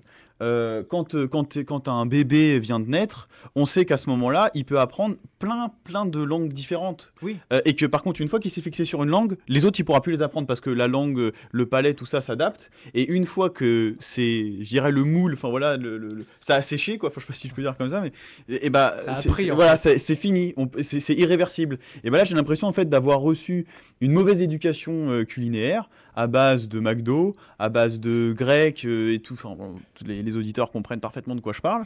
De fast-food, ouais, c'est fait de la malbouffe et je suis habitué à ça, si bien que, comme le dit Nicolas, c'est bien probable qu'un jour on me mette sous le nez deux produits en disant tiens, voilà, là c'est de la vraie viande, un vrai steak, je sais pas moi. Là, c'est du caoutchouc. Et voilà, et ça c'est ton truc, je sais pas moi, charal ou je sais pas que tu bouffes d'habitude. Ça se trouve, je vais préférer la malbouffe. Parce que mon cerveau est conditionné. En fait, il est complètement désorienté et voilà. Et ça, c'est un gros problème, je pense. Nicolas, tu as retrouvé ton mot. Autant il y a parfois du surgelé qui est pas trop mal. Enfin, oui, de mon point de vue, évidemment. Picard, c'est ce qu'il y a de mieux en surgelé. Oui, merci Marc pour tous ces conseils. Mais autant, c'est ce qui est le pire, c'est les fameux plats, les plats préparés, que tu mets 2 minutes au micro-ondes. Ça, même en termes de goût. Faut vraiment être né là-dedans pour aimer ça, hein. Je veux dire, c'est horrible. Mais je voulais juste terminer sur le naturel et l'industriel pour dire qu'effectivement, Maxime nous disait qu'effectivement, on nous met plein de merde dans les produits industriels. Oui, alors, vu ce qui a été déjà dit dans cette émission, je pense que là, je suis au minimum. Mais effectivement, bon, c'est pas pour autant qu'un produit naturel sera vraiment... Enfin voilà, je pense notamment à tout ce qui est cancérigène, etc. Il est tout à fait probable qu'un produit naturel, mal cuisiné, ou même sans qu'il soit mal cuisiné, mais tout simplement qu'il ait une maladie, qu'il ait quelque chose, voilà, et il suffit de ça pour que le produit te rende malade. Donc, oui, on mange de la merde sur le sens gustatif du terme quand on mange les produits Picard. Oui, ils peuvent avoir été décongelés. Oui, on mange encore une fois de la merde quand on mange les produits préparés. Ouais, mais là c'est de l'anecdotique, ça peut arriver. Mais bon, ça peut arriver, mais c'est pas dans le code génétique. La nourriture, c'est de la nourriture et on n'est pas prédisposé à manger de la nourriture telle qu'on le faisait. Et puis de toute façon, l'animal il meurt au bout du compte, hein. Marc, pour finir ce point, s'il vous plaît. Voilà, je termine. On n'en parle plus. J'ai 30 secondes. Alors, oui, alors Nicolas disait justement. Alors Maxime et Nicolas disaient le rapport au regard et à la vision de ce qu'on va manger. Par exemple, vous allez avoir tout ce qui est fait pour les consommateurs, c'est que ce soit un beau produit. Les tomates de Carrefour qui sont toutes belles, ce sont les plus dégueulasses. C'est pas ça, c'est qu'elles sont elles sont rouges, tu le fais bien de le dire, mais elles sont rondes. Oui. Mais vous piochez dedans, c'est de la flotte. Enfin, vraiment, c'est de la flotte. Une tomate, normalement, c'est pas une tomate. Oui, ça a des formes. Enfin, en règle générale, même si, sans Si, traitement, ça peut être rond. ça Ouais, peut, mais ça enfin, peut les être rond. tomates qu'on a à Carrefour, c'est des caricatures de Mais tomates. c'est de la flotte, c'est vraiment de la flotte et c'est ça qui ça n'a même aucun goût. C'est pour ça que dans certains cas, tu disais moi je suis pas sûr de l'apprécier, tu prends une voilà parce que dans ma famille on fait beaucoup des jardins et bah vous prenez non mais je prends un exemple Oui, local non, mais- sur le coup et bah tu vas voir la différence tu vas voir la différence de goût, c'est-à-dire que c'est à la fois sucré enfin en fait tu même pas besoin d'une vraie tomate excellente, tu même pas besoin de mettre du sel tellement elle est bonne. C'est premier point. Ah, mais Je moi, mets pas de une sel. tomate de chez Carrefour, je mets pas de sel non plus. Hein. Ah bah vous êtes fou parce que c'est de la flotte. Alors et Non, mais- juste petite Non, attends, je je- laisse- Ce qu'on Non, disait non, avec non, Maxime sur les ça- produits, c'est que j'ai- il est possible que si tu manges une vraie viande, etc., Justement, tu j'en respires viens, pas la le goût. goût. J'en viens justement parce que tu disais Messieurs, s'il vous plaît. les vraies viandes justement, les vraies viandes À qui sont l'Assemblée censées nationale. être dans la plupart des choses qu'on mange, ce sont des poulets ou ce sont généralement des côtes de bœuf par exemple, des comment on appelle ça, rumsteak, des trucs comme ça. Ce sont les pièces généralement les plus répandues qui sont en règle générale les moins chères. Ce sont pas évidemment les pièces les plus nobles. Alors comme on a l'habitude de manger ces pièces-là, ce sont les côtes notamment quand vous allez si vous allez chercher chez un vrai cultivateur, enfin un vrai qui a un cheptel, etc. Et ben ces pièces, ces viandes sont généralement beaucoup plus tendres. Donc en règle générale, dans le cas de cette viande-là, forcément vous allez la trouver le meilleure. C'est obligé, elle sera tendre, etc. Après pour ce qui est de la volaille, c'est plus difficile parce que au niveau des cuisses, etc. Comme elle bouge beaucoup, je le disais, la viande a tendance à être plus ferme et c'est justement ce qui peut faire en sorte que ça puisse ne pas vous plaire. Non mais j'aime bien Petit Renaud. donc Non, mais je regarde beaucoup. j'adore Marc qui nous a dit quand même en préparant cette émission, les gars, je saurais pas quoi dire. Non mais bon. Et qui nous Et- sort tout sur la viande et tout, il connaît le sujet Donc- sur le bout des doigts. Donc, donc ça, c'est question de viande. Il y a certains, mais en règle générale, les meilleurs morceaux, le salaire de bœuf, ça se vend carrément aux enchères. Il y a des morceaux de viande extrêmement qui viennent du Cantal, etc., qui sont là, mais qui se vendent à des prix mais monstres, vrai. J'aurais pas envie de les manger. Eh ben, oui, bien sûr, mais en tout cas, c'est du viande, c'est ce qu'il y a de meilleur. Et enfin, dernier exemple. Pour en revenir à la question du regard, vous savez la Pink Lady, vous la connaissez cette pomme qui a la fois jaune et rouge. Alors cette pomme-là, il y a deux choses à dire. C'est-à-dire que déjà, elle n'est pas plus bonne qu'une golden, par exemple. Vous savez les toutes vertes qu'on a, ou les toutes vertes qui sont généralement très acides. Et vous avez aussi les cannelles qui sont même un peu plus farineuses. C'est les granites, non, c'est les golden, je crois. Golden, non, c'est Non, jaune. la golden, c'est la. Oui, c'est la. Ah, la golden, jaune. c'est la bonne et les Ouais, granits, non, c'est les celles qui granits, sont c'est- acides, ouais, je justement. pense, ouais. Je confonds. Et bah, elles vont pas être forcément meilleures que ça. Mais aux yeux des consommateurs, et justement, on avait eu un reportage sur, je crois que c'était en exclusive ou Capital, plutôt Capital, parce qu'en exclusive là-dessus, ça ferait bizarre quand même. Ouais, bien- c'est plutôt les putes. Ouais, et c'est la plutôt mafia. ça, c'est plutôt ça. Bah ouais, Bernard. Dans il est l'alimentaire, plutôt c'est pareil. hein. et donc vous allez avoir voilà des gens qui achètent cette pomme parce qu'en la voyant, elle est jolie, elle est belle, etc. On va l'acheter. Il y a des codes qui sont faits là-bas, c'est-à-dire que s'il y a trop de vert, on la dégage. S'il y a trop de rouge, on la dégage. Chez les toutes rouges, Ouais, on c'est la ce qu'on dégage. disait. Et ça veut dire que Moi, j'aime bien la ça pomme devient verte. une autre catégorie. C'est ça qui Pour est aller terrible. vite, on joue sur l'image. On joue sur l'image et ce qui est terrible, c'est qu'on ne joue même plus sur le goût parce que ces pommes qui sont les Pink Lady, qui ne sont pas choisies pour être des Pink Lady, vont finir en fait dans une sous-catégorie nommée, je ne sais plus comment, un nom espagnol, qui vont se vendre 50% moins cher et ce seront les mêmes. Sauf que visuellement, ce ne sont pas les mêmes. Alors par exemple, un kilo de pommes, ça va coûter 2 euros dans les non Pink Lady, venant en fait des Pink Lady. Et les Et les autres Pink Lady, 4 euros le kilo. C'est-à-dire que voilà, on prend les consommateurs pour des tartuffes et des cons. Alors voilà, messieurs, pour ne pas être des tartuffes, selon l'expression de marque que personne n'utilise aujourd'hui, suivez nos conseils, n'achetez plus de Pink Lady, mais achetez la sous-marque qui est en fait meilleure que la marque. Qui est peut-être pas meilleure parce que c'est la la même. hein. quintessence de la pomme. En tout cas, bon, messieurs, passons, parce qu'on là, on s'est un peu attardé. J'aimerais vous entendre un peu sur les farines animales. La Commission européenne a décidé leur retour, alors qu'on a quand même connu avec ces chères farines animales l'épidémie de la vache folle, donc ces Ouais. vaches qui devenaient complètement cinglées, qui étaient attaquées par le syndrome de machin Jacob. Christian Jacob. Creutzfeldt. Non, Christian Creutzfeldt. Creutzfeldt Jacob. Ah, mais t'es bien ma boutade, bordel. T'as Merde. boutin Alors, Oh. Merde, ça y Creutzfeldt est. Jacob, que je vous demanderai pas d'orthographier, messieurs, parce que c'est vraiment assez difficile.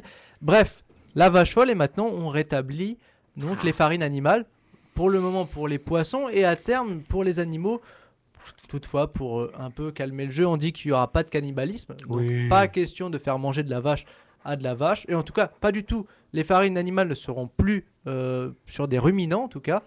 Voilà, on atténue un peu la chose. Mais est-ce que ça vous semble pas un peu bizarre qu'on rétablisse ces pratiques qui cassent quand même la chaîne alimentaire, non? Faire bouffer de la volaille à un poisson, c'est pas très sain, Alors à oui, mon avis. c'est pas naturel comme dirait Maxime, hein, mais voilà. Rien n'est naturel. Non mais c'est oui. Tout le monde.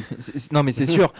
Maintenant, je pense que, enfin, est-ce qu'on doit être naïf et se dire ah ils vont le refaire mais ça n'existe déjà plus. Enfin, c'est que s'ils le refont, c'est que ça n'existe plus. Est-ce qu'il n'y a pas des farines quelque part? Est-ce qu'on va pas se rendre compte un jour d'un scandale et que finalement les gens ont continué dans leur coin à faire ce qui n'était plus légal finalement? Est-ce qu'on sera Ça, au-dessus de c'est- notre petit bocal de poisson Voilà. rouge avec de la C'est- farine C'est de- ma première petite question. On pourra pas y répondre ce soir. Peut-être que Maxime a des éléments, je ne sais pas.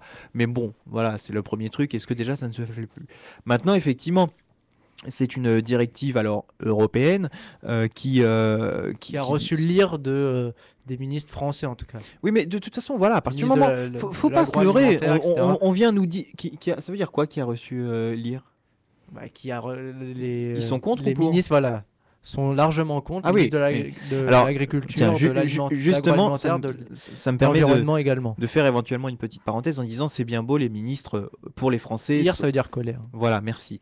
J'aurais appris quelque chose ce soir. Non, Merci je- Bernard je, Pivot. je voulais faire une petite parenthèse et voilà, les ministres C'est voilà. français disent qu'ils sont contre cela.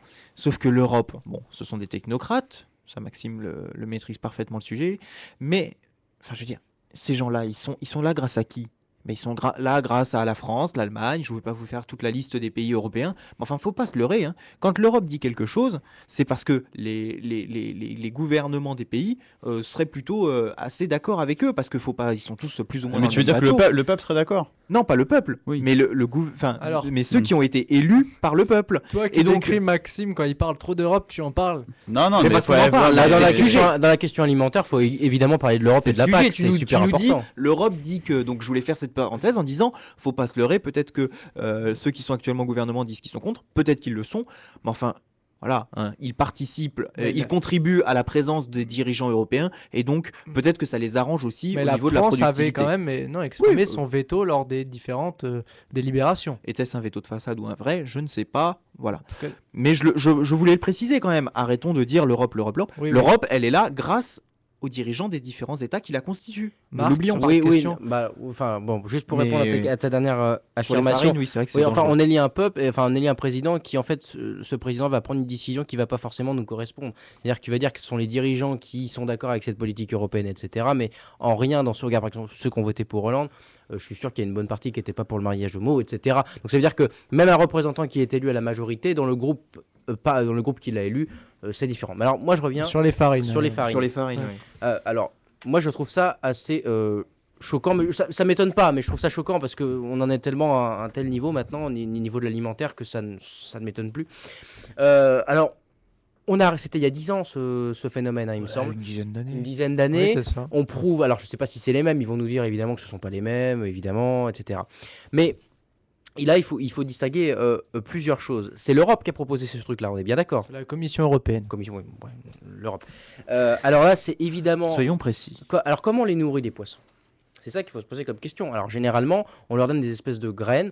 Ils sont élevés en élevage, dans des bassins, etc. C'est la même chose pour le saumon ou pour les.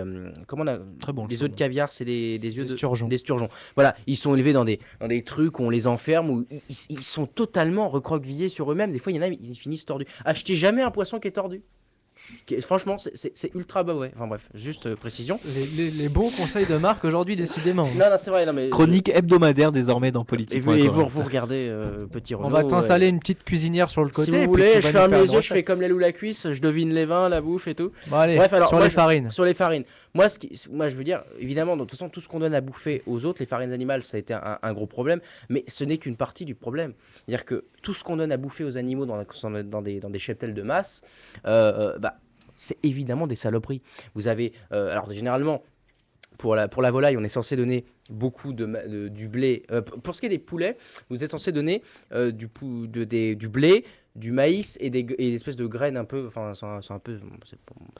Passons. Voilà. Et bien, en fait, on se rend compte qu'on n'a jamais de maïs, par exemple, pour nourrir les volailles. C'est-à-dire qu'en fait, on nourrit jamais les animaux d'élevage comme il faudrait. Normalement, après les études qui ont été faites sur ces animaux, les nourrir comme il faut. Donc pour le cas des poissons, ça ne m'étonne pas. On va leur donner ces saloperies qui vont en fait peut-être leur faire avoir un troisième œil, peut-être, on ne sait pas. Mais il faut bien voir que c'est qu'une partie du problème. L'alimentation, évidemment, c'est ce qui fait la chair du poisson, ou dans tous les animaux, évidemment, c'est ce qui nous comporte. Mais regardez seulement les conditions dans lesquelles les poissons sont élevés. Vous avez un bassin où ils peuvent plus bouger. Pratiquement, ils peuvent plus bouger. C'est n'importe quoi. Alors, vous croyez que, à notre niveau, rajouter encore plus ça, moi, je veux dire, les poissons sont déjà pourris. C'est-à-dire que si ils peuvent pas bouger, ils se battent, ils se bouffent entre eux parce qu'ils peuvent pas avoir à bouffer. Alors moi j'ai envie de vous dire, là, on vraiment, comme dirait Chirac, on a enculé une mouche qui nous a rien demandé. Parce que, non, mais franchement, c'est... Ça veut dire quoi, ça? On est en train d'enculer une mouche qui nous a rien demandé, pardon. Excuse-moi, c'est une plaisanterie chiracienne. Voilà, Et ça veut dire quoi? Bah, on est en train d'emmerder quelqu'un qui nous a... On est en train de se poser une question sur un problème qui, en fait...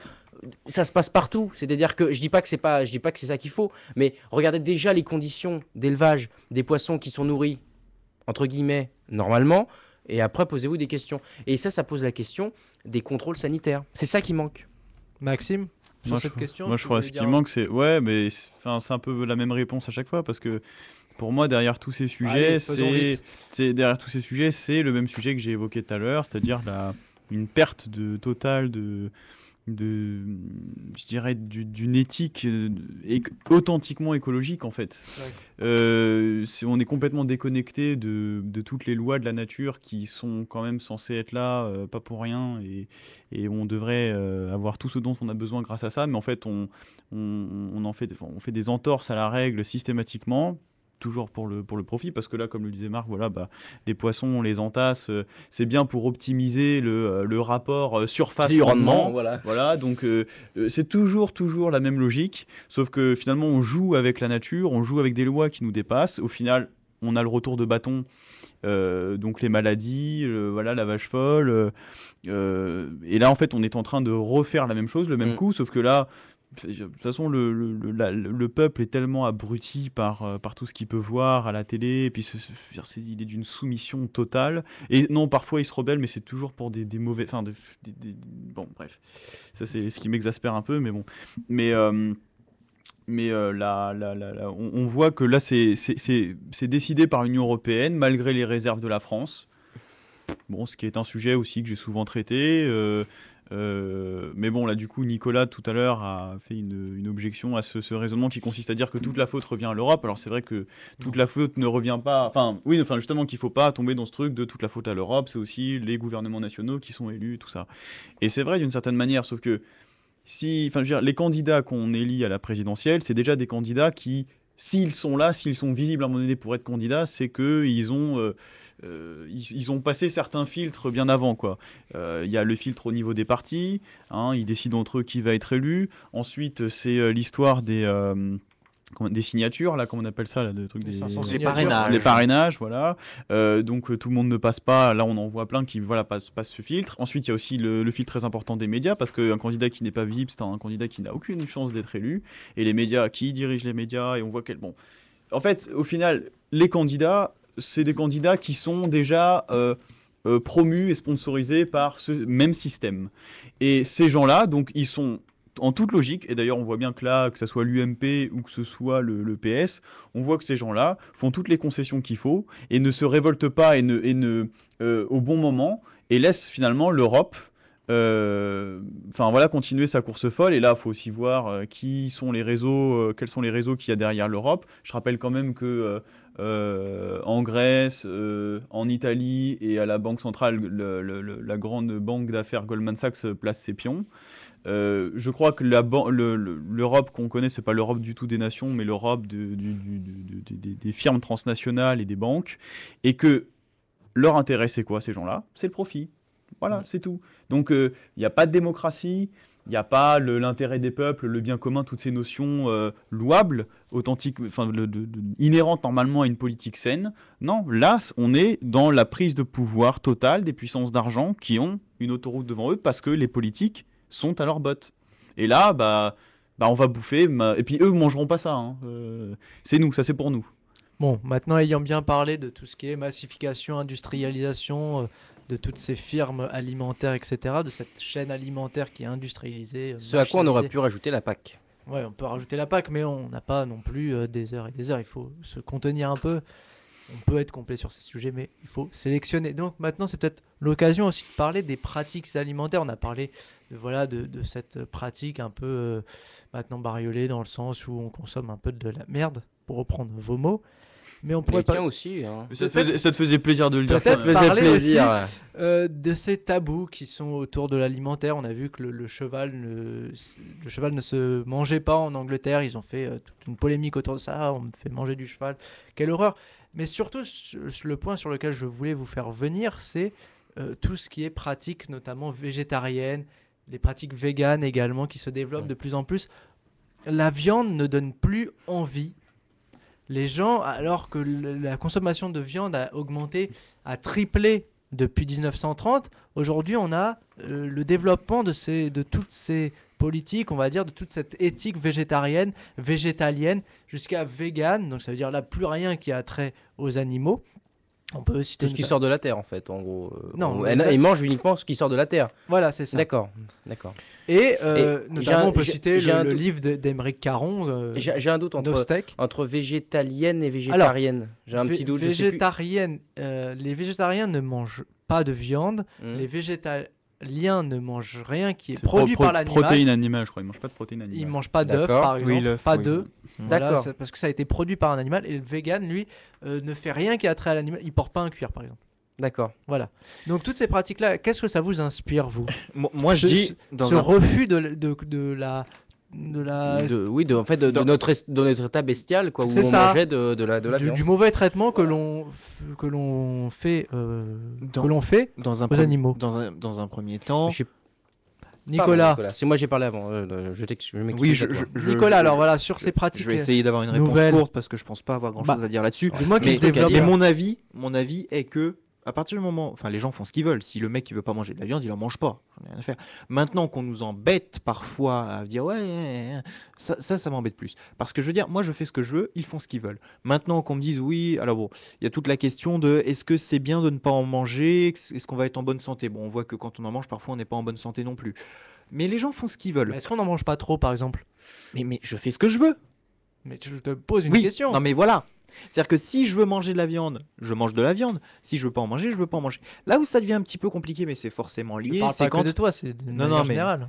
qu'on soit bien d'accord. Mais ce sont des choses qui sont personnelles en fin de compte. Mais mais là où ça personnel le- devient général. Voilà, là où ça ne l'est moins, c'est quand on est en repas tous ensemble, que chacun ramène un petit truc et ah non, je peux pas en manger, t'as mis de l'œuf dedans. Ou ah non, je peux pas en manger, il y a de la viande. Pourquoi tu Ou, fais ah, l'accent blédard là? Ça veut dire quoi ça? Je sais pas, c'est toi qui interprète. Mais Non, c'est vrai que t'as mis une certaine tonalité dans ta voix qui fait que tu leur portes peu de respect. Hein. ben, Un air un peu bené, il faut le dire. non, Non, bah vas-y, passe, là, on perd non, du parce temps, que j'ai là. pas j'ai pas particulièrement, non, j'ai rien contre les personnes. Mais c'est vrai que là, ça pose plus de problèmes. Mais à partir de ce moment-là, moi, je m'en fous. Marc, Oui. la Alors parole est à toi. là, il faut distinguer, je dirais, trois choses dans ces pratiques. Alors, je regroupe les trois dans le sens qu'ils veulent, entre guillemets, pas avoir affaire à quelque chose d'animal. Je regroupe les trois dans mon analyse. La première chose, c'est que vous avez des gens qui n'aiment tout simplement pas le goût de la viande. Comme il y a des gens qui n'aiment pas les poivrons, c'est mon cas. Évidemment, il y a vraiment des gens. La viande, ce n'est pas une chose, il y a plusieurs viandes déjà. Non, mais en règle Oui, c'est générale, comme les gens il qui y a n'aiment des pas gens- le poisson. Il y a des gens dans toutes les viandes n'aiment pas ça, notamment c'est la vue du sang, c'est le goût qui peuvent ne pas leur plaire. Il y a vraiment des gens qui sont, je sais pas comment on pourrait dire je sais pas, anti-viande, Carnassier. anti-carnassier, je sais pas. Il y a vraiment des gens, premièrement, qui n'aiment pas du tout la viande. Il y a des gens qui, par éthique, parce que c'est un animal, ne veulent pas en manger. Et la troisième chose, et ça c'est plus important, c'est des gens qui ont eu connaissance de la façon dont on tue les animaux. Et là c'est plus important, parce qu'on a vu, des fois il y a des vidéos qui circulent sur Internet, comment évidemment les animaux sont traités. Alors évidemment, tout le monde sait qu'il y a... C'est vrai que même moi, qui suis quand même... Je mange assez beaucoup de viande, j'avouerai, mais quelques bourrelets en témoignent. Mais je dirais que c'est vrai que quand on voit la situation dans laquelle ils sont tués, bah, vous avez, je pense que vous le savez déjà, bah, vous les mettez dans un chariot, dans une espèce de rail qui va les amener à la potence, quoi, si vous voulez. Et puis à un moment, on leur injecte un paralysant, je sais pas si vous savez, dans le cou derrière. Ce qui fait qu'en fait, elle est totalement immobilisée et elle peut plus bouger. Elle est C'est totalement... quoi, c'est une vache là? Oui, une vache, pareil. Oui, bien sûr bien de le préciser. Et ça la paralyse totalement. Et là, du coup, après, on fait en sorte que On fait le nécessaire. on fait le nécessaire. Il y a autre chose. Après, c'est la question comment on tue les vaches de façon halal et de la façon cachère. Là, c'est encore plus que c'est à vif. C'est-à-dire qu'on met pas l'espèce d'anesthésiant qui paralyse totalement la vache, qui est un problème sanitaire aussi, parce que ça, dans ces produits qu'on injecte pour paralyser, ça pollue la viande. Donc ça aussi, c'est un problème. Il y a des gens aussi pour ça qui ne souhaitent pas en manger parce qu'ils pensent que toute la viande est polluée.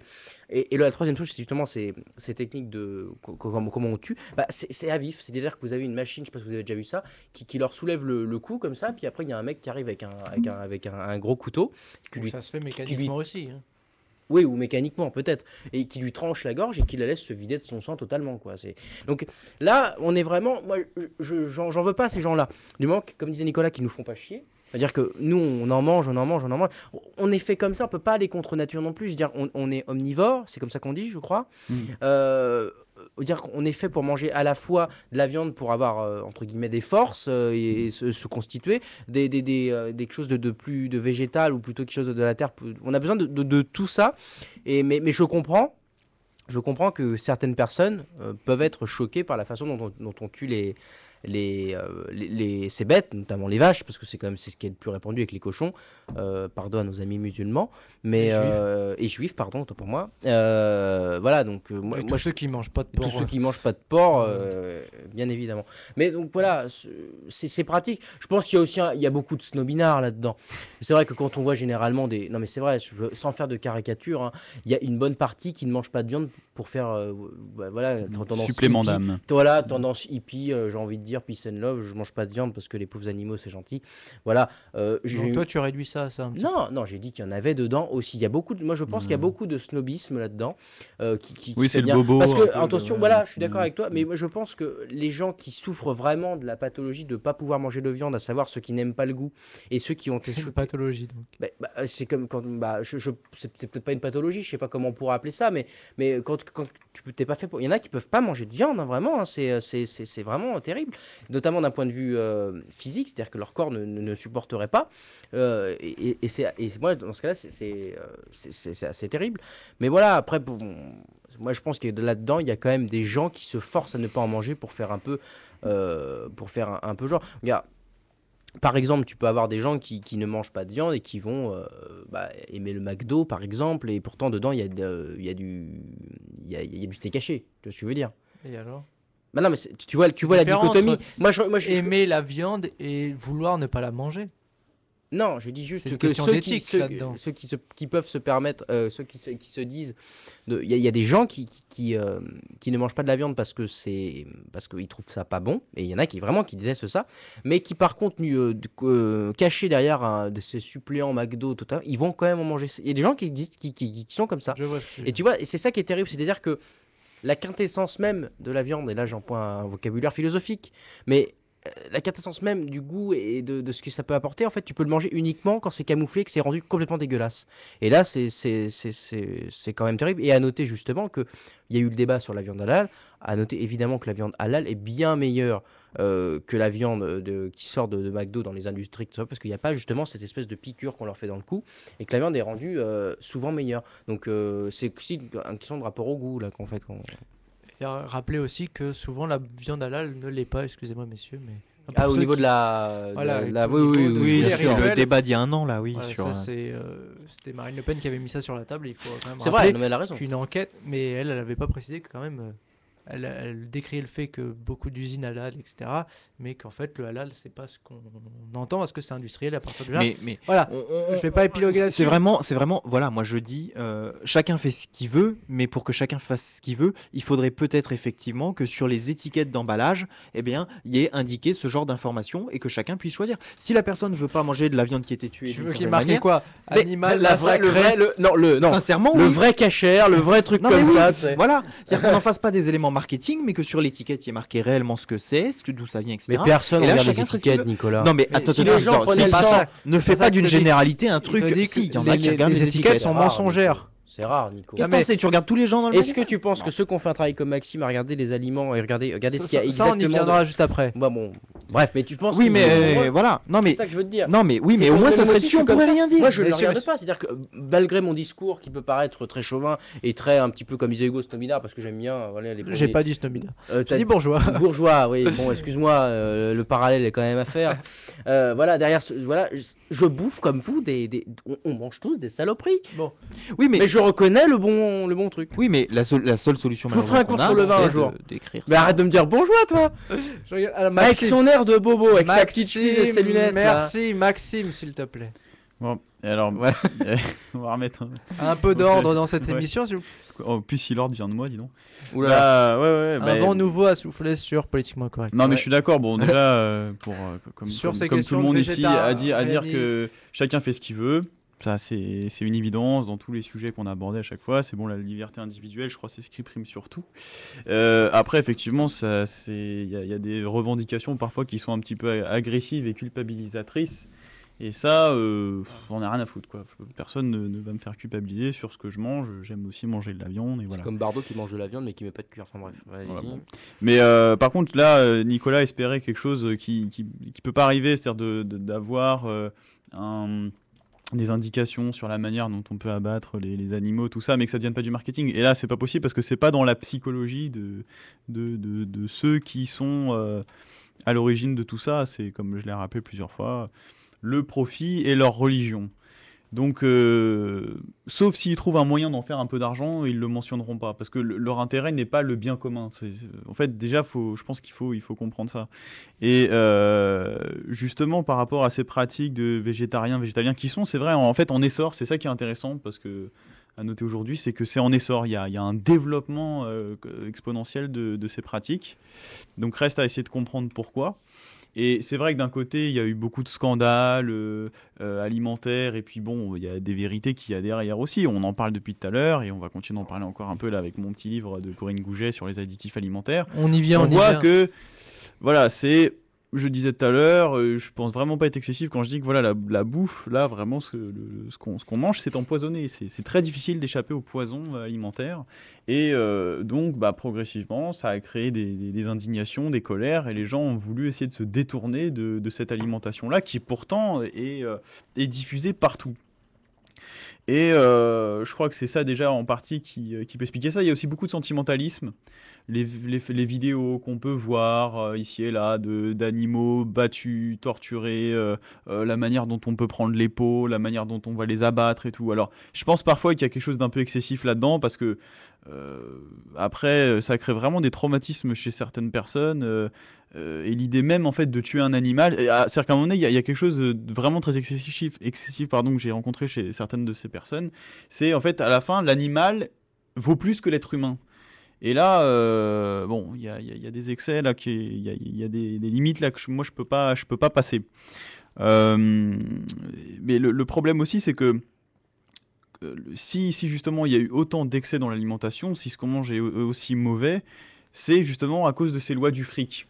Et je pense que le meilleur moyen pour échapper à ça, et si on veut à un moment donné gêner un peu cette industrie, c'est pas de arrêter de manger de la viande, c'est d'arrêter c'est d'être autonome soi-même, d'être son propre producteur, c'est d'avoir son potager, d'avoir pourquoi pas sa ferme avec des animaux, etc. C'est pas c'est se priver soi-même. Et je vois franchement les gens, j'en connais beaucoup qui sont comme ça dans ma famille en plus, c'est dans ce cas-là. Et en fait mais ils se privent à un point que ça devient frustrant et ça crée vraiment limite de la névrose, quoi. Après, donc ils vont pas comprendre pourquoi. D'un coup, à un restaurant, ils vont se goinfrer ils vont faire une espèce de boulimie de poulet ou truc d'un coup pour après culpabiliser en disant oh, le pauvre poulet, le pauvre truc. D'ailleurs, en plus, il y a une tendance à humaniser les animaux, c'est-à-dire de penser qu'ils pensent comme nous. Mais qu'en plus, c'est terrible parce qu'ils peuvent pas s'exprimer. Donc, mais ça, c'est Disney et tout ça qui nous a mis dans le crâne que les animaux, en fait, nous, les humains, on les comprenait pas. Mais entre eux, ils parlent comme des êtres humains. En fait, on a humanisé les animaux. Tu penses que les animaux ne parlent pas ? Ils communiquent entre eux, c'est certain, mais ça n'est pas des humains. Et donc, on ne peut pas transposer le psychisme. Oui, humain. voilà, c'est ça, toute la conscience humaine chez un animal. Je lisais la dernière fois que, par exemple, le poisson ne ressent pas la douleur.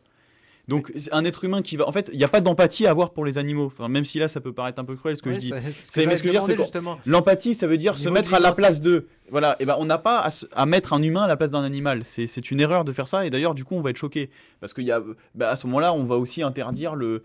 On va aller s'interposer entre la lionne et la gazelle par dire non, c'est violent, tu vas faire souffrir la gazelle. Or là, tu es justement dans le contraire de ce que tu veux défendre, c'est-à-dire l'écologie, la nature. Parce que si t'empêches la lionne de bouffer la gazelle, tu détruis toutes les lois de la nature. Et or, en fait, tu te rends compte que la lionne, elle resserre la gorge et donc en fait, elle étouffe sa victime et donc elle la dévore pas vivante. Enfin bon, bon, la nature n'est pas si violente que ça en réalité. Et donc moi, je crois que si vraiment on veut échapper à la malbouffe, on veut échapper à ça, c'est pas se priver soi-même, c'est arrêter, c'est sortir de ce circuit du fric. Et moi, des fois, je désespère en voyant justement certaines de ces personnes, en fait, se faire piéger parce que l'industrie, la même industrie qui a empoisonné la bouffe, quand elle a vu qu'il y avait des réactions négatives, et ben en fait, elle s'est adaptée aux nouvelles attentes du consommateur qui voulait quoi? Qui voulait plus de naturel. Et on a créé l'industrie bio. Et ça, c'est formidable, parce que le bio, qu'est-ce que c'est que sinon que la bouffe que mangeaient nos grands-parents, sauf qu'aujourd'hui, c'est 3 fois plus cher. Oui, c'est vrai, c'est vrai. Hein? Mais alors, Tu vois la belle escroquerie, Et là? puis encore, faut encore que ce soit vraiment bio. Oui, voilà, en plus avec tous C'est les, de la connerie, les le bio, entraves, hein. etc. Mais, Ah non, c'est de la connerie. le et bio. d'où je c'est pense... quand même plus sain que ce qu'on mange et d'habitude. d'où je pense... Tu rigoles. C'est pour ça la remarque de Marc, le Ouais. snobisme et tout. C'est vrai, parce que du coup, c'est-à-dire que manger normalement, ça devient l'apanage des plus riches. Ah. Parce que Voilà. tout le monde ne peut pas remplir son caddie de bio. Parce que là, j'entends Mais quand même c'est une de la distorsion. saloperie, Parce que toi, le tu me dis que bio. c'est normalement et toi, tu me dis que c'est une saloperie. Le bio, non. Non, mais l'industrie le du bio, tu veux dire en fait, quoi? c'est-à-dire que Attends, ce que je veux Marc. dire, c'est qu'il y a une bêtise Non, mais en fait presque politique chez certaines personnes justement qui se disent végétariens, qui veulent arrêter de manger de la viande, etc. et qui remplissent leur caddie dans l'industrie du bio. Ils passent d'une industrie à une autre et finalement ils remplissent les poches des mêmes. C'est ça l'erreur. Mais c'est Et pas le peut-être bio- pas ce qu'ils cherchent aussi. Et les bio et le bio, ce que je disais, c'est que en fait c'est la bouffe normale en fait. On ne devrait même pas dire la qualifier de bio ou ajouter un adjectif dessus. C'est de la nourriture, point. Sauf que c'est ce que mangeaient nos grands-parents, mais aujourd'hui c'est devenu 3 fois plus cher et devenu l'apanage des plus riches. Le bio, c'est pas. Ce qui n'est pas un progrès, je pense, pour notre société. Alors, Marc, un mot avant de passer à Juste à petite. l'analyse. On en reviendra peut-être la parce que là, justement, composition de Maxime. il est quand même 20h, donc on va quand même se manier. Ouais, on va se Juste dépêcher. pour le bio, Maxime, c'est pas du tout ce que consommaient nos grands-parents. Si c'est derrière, naturel. non, parce que dans le bio Juste justement, un- et c'est là le gros problème, et que les gens, c'est-à-dire que tu payes facilement 50% plus cher un produit généralement quand C'était c'est du bio gentil, déjà oui. d'une, c'est localisé sur des parcelles particulières, mais tu es obligé pour avoir la forme et le visuel que les gens attendent de mettre des engrais. Je vous assure que dans tous les produits bio, il y a Bah, des un engrais engrais, c'est pas forcément. Tu veux dire un engrais chimique. qui font pousser plus vite. Oui, un engrais Parce chimique. qu'un engrais, c'est Non, rien. oui, bien ça sûr, peut être oui, du non, fumier, oui, ça ça, peut être non du fumier, oui, de la bouse de vache. Enfin, si on continue je vous assure que le bio, c'est une saloperie. C'est-à-dire qu'on met des trucs pour qu'il fasse déjà plus beau, qu'il fasse naturel, mais c'est sur des trucs. Mais je vous assure qu'il y a des engrais chimiques là-dedans et que c'est de la saloperie. Si derrière bio, tu entends toi, Ouais, moi Quelque chose j'entendais de naturel. voilà. Tu Mais c'est- m'en voilà. apprends sur le voilà. tu vois. Bon, après, il faut quand même préciser une chose, c'est que tout. Moi, je parlerais plutôt voilà, de la nourriture, produite par soi-même, produite paysanne, produite par soi-même. Je sais Oui, pas voilà, comment- c'est-à-dire que ce que c'est je voulais ça, dire, la c'est vraie ça, c'est, nourriture, en c'est- gros, le mec qui vend aujourd'hui Circuit court. Voilà, qui- circuit court, voilà. qui vient Voilà. oui, voilà, économie Nicolas. à échelle humaine. Bravo. Économie à échelle humaine. Voilà, c'est Ah bah. aujourd'hui Oui. le type Ah, qui on est arrive. totalement contre aujourd'hui. Hein. Voilà, le type C'est qui arrive avec absolument pas ça, hein. avec son produit du terroir, etc. En disant, moi, je l'ai fait de manière traditionnelle. Voilà, tradition. Voilà, c'est ça, c'est ce que mangeaient nos grands-parents. Mais ça Eux, revient. c'est- ça et il y revient avait petit que à ça. petit, c'est- Oui, mais ça revient, les mais beaucoup APAM, plus cher. notamment. C'est beaucoup plus cher. Oui, les AMAP et tout ça. Mais Ah oui, ouais, mais AMAP c'est dans le bon sens, c'est mieux. voilà, ou le Ça, SEL ou les trucs comme ça, c'est des espèces de tentatives de retour à des économies à échelle humaine, notamment par le troc ou ce genre de choses. Et je pense qu'on va de plus en plus vers ça. Et je trouve ça sain parce que nos économies sont devenues beaucoup trop compliquées, beaucoup trop complexes et déconnectées du bien commun. Allez. Donc bon. Maintenant, le Et dernier. c'est bien sûr la PAC qui a le plus gros budget pour faire de la bouffe. Tu hein, voulais le dire. Ah, C'est j'en pas ai normal. marre. Attends, juste dernière remarque quand même qui devrait choquer tout le monde. C'est pas normal que des agriculteurs fassent faillite. C'est pas normal. Je veux dire, c'est quand même, ou qu'ils soient, aujourd'hui, je sais plus combien il y a de suicides, ça fait partie avec les flics des métiers où il y a le plus de suicides. c'est pas normal qu'en France, qui est quand même je crois que c'est le premier pays, traditionnellement le plus en pointe sur l'agriculture, qui produit le plus tout ça, qui a la meilleure agriculture. En Europe. Mais même dans le monde, parce que même si elle est Non, pas dans le monde, pas dans le monde. La Chine et tout. J'entendais, notamment. oui, moi Ouais. je pense aux États-Unis, mais C'est le soja, les États-Unis. mais j'entendais un gastronome maïs. là, je Beaucoup sais de plus, choses, hein. dans un débat chez Calvi d'ailleurs, qui a dit beaucoup de choses intéressantes. Et il disait que c'était justement le premier pays producteur, machin, enfin bon, bref. Mais donc je reprenais ses propos. Mais c'est pas normal que dans ce pays-là, alors que justement on n'a pas assez d'agriculteurs, il y a qu'à voir la courbe du nombre d'agriculteurs en France qui dégringole. Et ils font quand même faillite. C'est pas normal. Là, il y a un truc qui est. Voilà, vers quelle société on va, quelle société Non, on mais veut. voilà. euh, Pour résumer l'émission, le poison, c'est la la c'est le rentabilité. fric. Bien sûr, bah C'est voilà. la rentabilité. Et c'est bien un problème. C'est pas global. bon, c'est trop cher, ça empêche les gens de travailler, ça les fait même se suicider.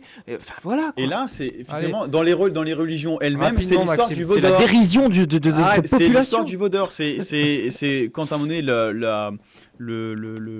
les disciples là de Moïse l'attendent, le temps qu'il aille chercher ses tables de la loi, puis qui, n'ayant plus de référent, sombrent et finissent par adorer un veau d'or, une sculpture, enfin une statue en or. Et voilà, ils vont chérir l'or, l'argent, le matériel, alors que normalement. Le but de la vie et le but d'une civilisation, d'une société, ça doit pas être du matériel, même si ça passe par du matériel. Mais aujourd'hui, le problème, c'est que c'est la rentabilité, c'est le profit, et on voit le résultat, on voit où ça mène. Merci Maxime. Alors maintenant, on peut finir cette émission par une petite description d'une étiquette, d'une composition de produits pour voir un peu ce que tout le poison que nous réservent ces aliments qu'on nous sert sur des plats d'argent. Alors, quel est le En tout plat cas, dans du les jour rayons, en tout cas. Quel est le plat du jour, Maxime? Ah oui, c'est le Apparemment, moment où c'était je une présente. pizza. Non, en fait, je voulais présenter, il n'y a plus beaucoup de temps, alors, mais Alors, je voulais juste précisons présenter qu'il y a pas l'émission un d'après, donc petit voilà, livre, un petit quart d'heure à peu près. voilà, un petit livre Alors. de Corinne Gouget, Et le titre. qui s'appelle Danger additif alimentaire, sous-titré Le guide indispensable pour ne plus vous empoisonner. Tout est dit. Et donc, c'est un petit livre qui coûte pas cher du tout, qui coûte 9 €, donc qui est accessible quoi pour tout le monde, qui est un peu, c'est un petit format, donc on peut glisser ça dans sa poche et voilà. Et en fait, tous les additifs alimentaires sont référencés. Ils sont classés, alors soit par lettre, vous savez, E260, E500, machin, etc. Sinon par leur nom. Donc l'intérêt en fait de ce petit livre, c'est quand vous allez faire vos courses, vous regardez sur l'emballage des produits que vous voulez acheter, les ingrédients. Et bien souvent, enfin normalement la législation oblige les fabricants enfin comment on appelle ça, les fournisseurs quoi, je dirais à indiquer sur l'étiquette les ingrédients qu'ils mettent. Et donc, comme ça, vous pouvez savoir ce que vous mangez et savoir si c'est dangereux ou pas. Les additifs, en fait, sont classés en 3 catégories. Il y a les verts, les jaunes et les rouges. Donc, les verts, c'est ce qui... Ouais, c'est un peu comme les feux en fait. Oui, voilà. Ça Le vert, ça va, c'est pas nocif, vous pouvez manger. Même si parfois, il y a quand même des essais à se méfier quand même, à éviter en trop grande quantité, tout ça. Le jaune, c'est il y a quand même certaines études qui montrent que c'est pas terrible, donc à éviter. Et le rouge, c'est bon là, on est sûr. Tu vas crever. Voilà, faut arrêter quoi. Et là, moi donc, quand j'ai eu ce petit livre, parce que j'avais assisté à une conférence de Corinne Gouget, ça m'avait intéressé. Je me suis dit, je vais essayer de faire ce travail quand je vais faire mes courses, de regarder ce que je mange. Et franchement, mais il y a plein de trucs que j'ai jetés quoi. Il y a plein de trucs que j'ai jetés, donc j'ai ramené juste rapidement, des petits. J'ai découpé quoi. Donc là, c'est sur une pizza Alors, montre-la à la Buitoni. caméra. Voilà, pizza Buitoni, Chorizo. four à pierre, machin, chorizo. Et en fait, vous lisez derrière. Normalement, c'est de la bonne Buitoni. Les ingrédients. Oui, voilà, c'est-à-dire que des fois, c'est la marque, soi-disant, on dit. Attends, je vais baisser mon micro. On dit que c'est de la marque, tout ça, donc soi-disant, c'est sain. Et puis, C'est bon. Quoi. ils n'ont de cesse que de faire des pubs pour montrer que c'est Puis là, cuit c'est sain, cuit au ce qu'on four, mange. cuit au Oui, four à genre, pierre. on essaye de singer la tradition, quoi. On essaye de faire soi-disant que c'est un truc traditionnel, alors que c'est de l'industriel pur et dur. Et dedans, vous avez des additifs. Alors bon, on vous met donc la composition, donc fromage, edam, mozzarella. Et même là, c'est-à-dire qu'il faudrait voir de quelle manière, parce qu'on utilise le lait, et même le lait de vache. On sait qu'elles sont bourrées de médicaments, qu'on a trouvé du pus dans le lait des vaches, et que justement pour les traiter, on les surblinde encore plus de médicaments, et tout ça, ça passe dans l'alimentation. Et ça n'est même pas indiqué, quoi, du coup. Mais dans ce qui est indiqué, vous voyez stabilisant, alors polyphosphate, sirop de glucose, E407A, arôme de fumée, érythorbate de sodium, nitrite de sodium, etc. Et en fait, donc, l'intérêt, c'est d'aller rechercher tout ce qu'il y a, enfin voilà, cet additif. Et alors, je vais essayer de vous trouver, par exemple, là, c'était dans le studio, hein, là, j'en ai fait l'expérience tout à l'heure. Quand on est arrivé, il y avait ce paquet là de cookies de Leader Price. Et donc, j'ai regardé et j'ai vu que dedans, il y avait du diphosphate disodique. Alors, bon, du coup, j'ai perdu la Alors, page. petite consultation dans ton livret. Ouais, diphosphate. Alors, vous voyez, en fait, il y a un index, en fait, à la fin du truc. Voilà, alors, voilà, lettre D. Voilà, diphosphate. Donc, elle vous montre, donc c'est le E450A. Donc, je vais voir E450A. Donc, le 470, 407. Comme un dictionnaire, quoi, en fait. Voilà, un dictionnaire des mauvaises habitudes. Voilà, donc E450A, il est en rouge. Bon, c'est pas par hasard que je vous l'ai donné, parce qu'il y en avait 2-3 autres. Il y en avait 2 qui étaient verts, un jaune, je crois. Et donc je vous dis, par exemple, il y a quand même du bon. c'est-à-dire que il y a du inoffensif théoriquement, mais il y a aussi donc comestible finalement. Voilà, du sain, pas du naturel, mais disons quelque chose qui théoriquement ne mange. devrait pas être néfaste pour l'organisme. Et donc le diphosphate disodique, alors écoutez ce qu'elle en dit. Donc, émulsifiant, stabilisant et correcteur d'acidité de synthèse dérivé de sel, de phosphate à consommer avec modération car à forte dose. Il y a des risques d'hyperactivité, d'une mauvaise assimilation des minéraux, de troubles digestifs. Des expériences sur des rats en Allemagne dès 1957, et donc là il y a une note parce qu'en fait après elle vous indique les références, enfin voilà les études en question. Donc ces études-là ont montré des diminutions de croissance, une baisse de la fertilité, et une durée de vie diminuée. Bon, voilà. Et donc en fait, ça a été testé sur des donc, si sur tu des manges rats. beaucoup de pizza comme ça, tu vas avoir tout ce problème Voilà. Et donc hyperactivité, tu m'as dit mauvaise assimilation des minéraux. Voilà, et moi ce qui m'a le plus marqué, c'est quand même diminution de croissance, bon, enfin oui quand même, mais baisse de fertilité quoi. C'est je souviens que je me souviens que avant la cigarette, j'ai vu passer une courbe là, une étude récente où je crois depuis 1985 le sperme des hommes est en France je crois ou je sais plus, enfin en tout cas voilà, les gamètes mâles ont diminué de 30%.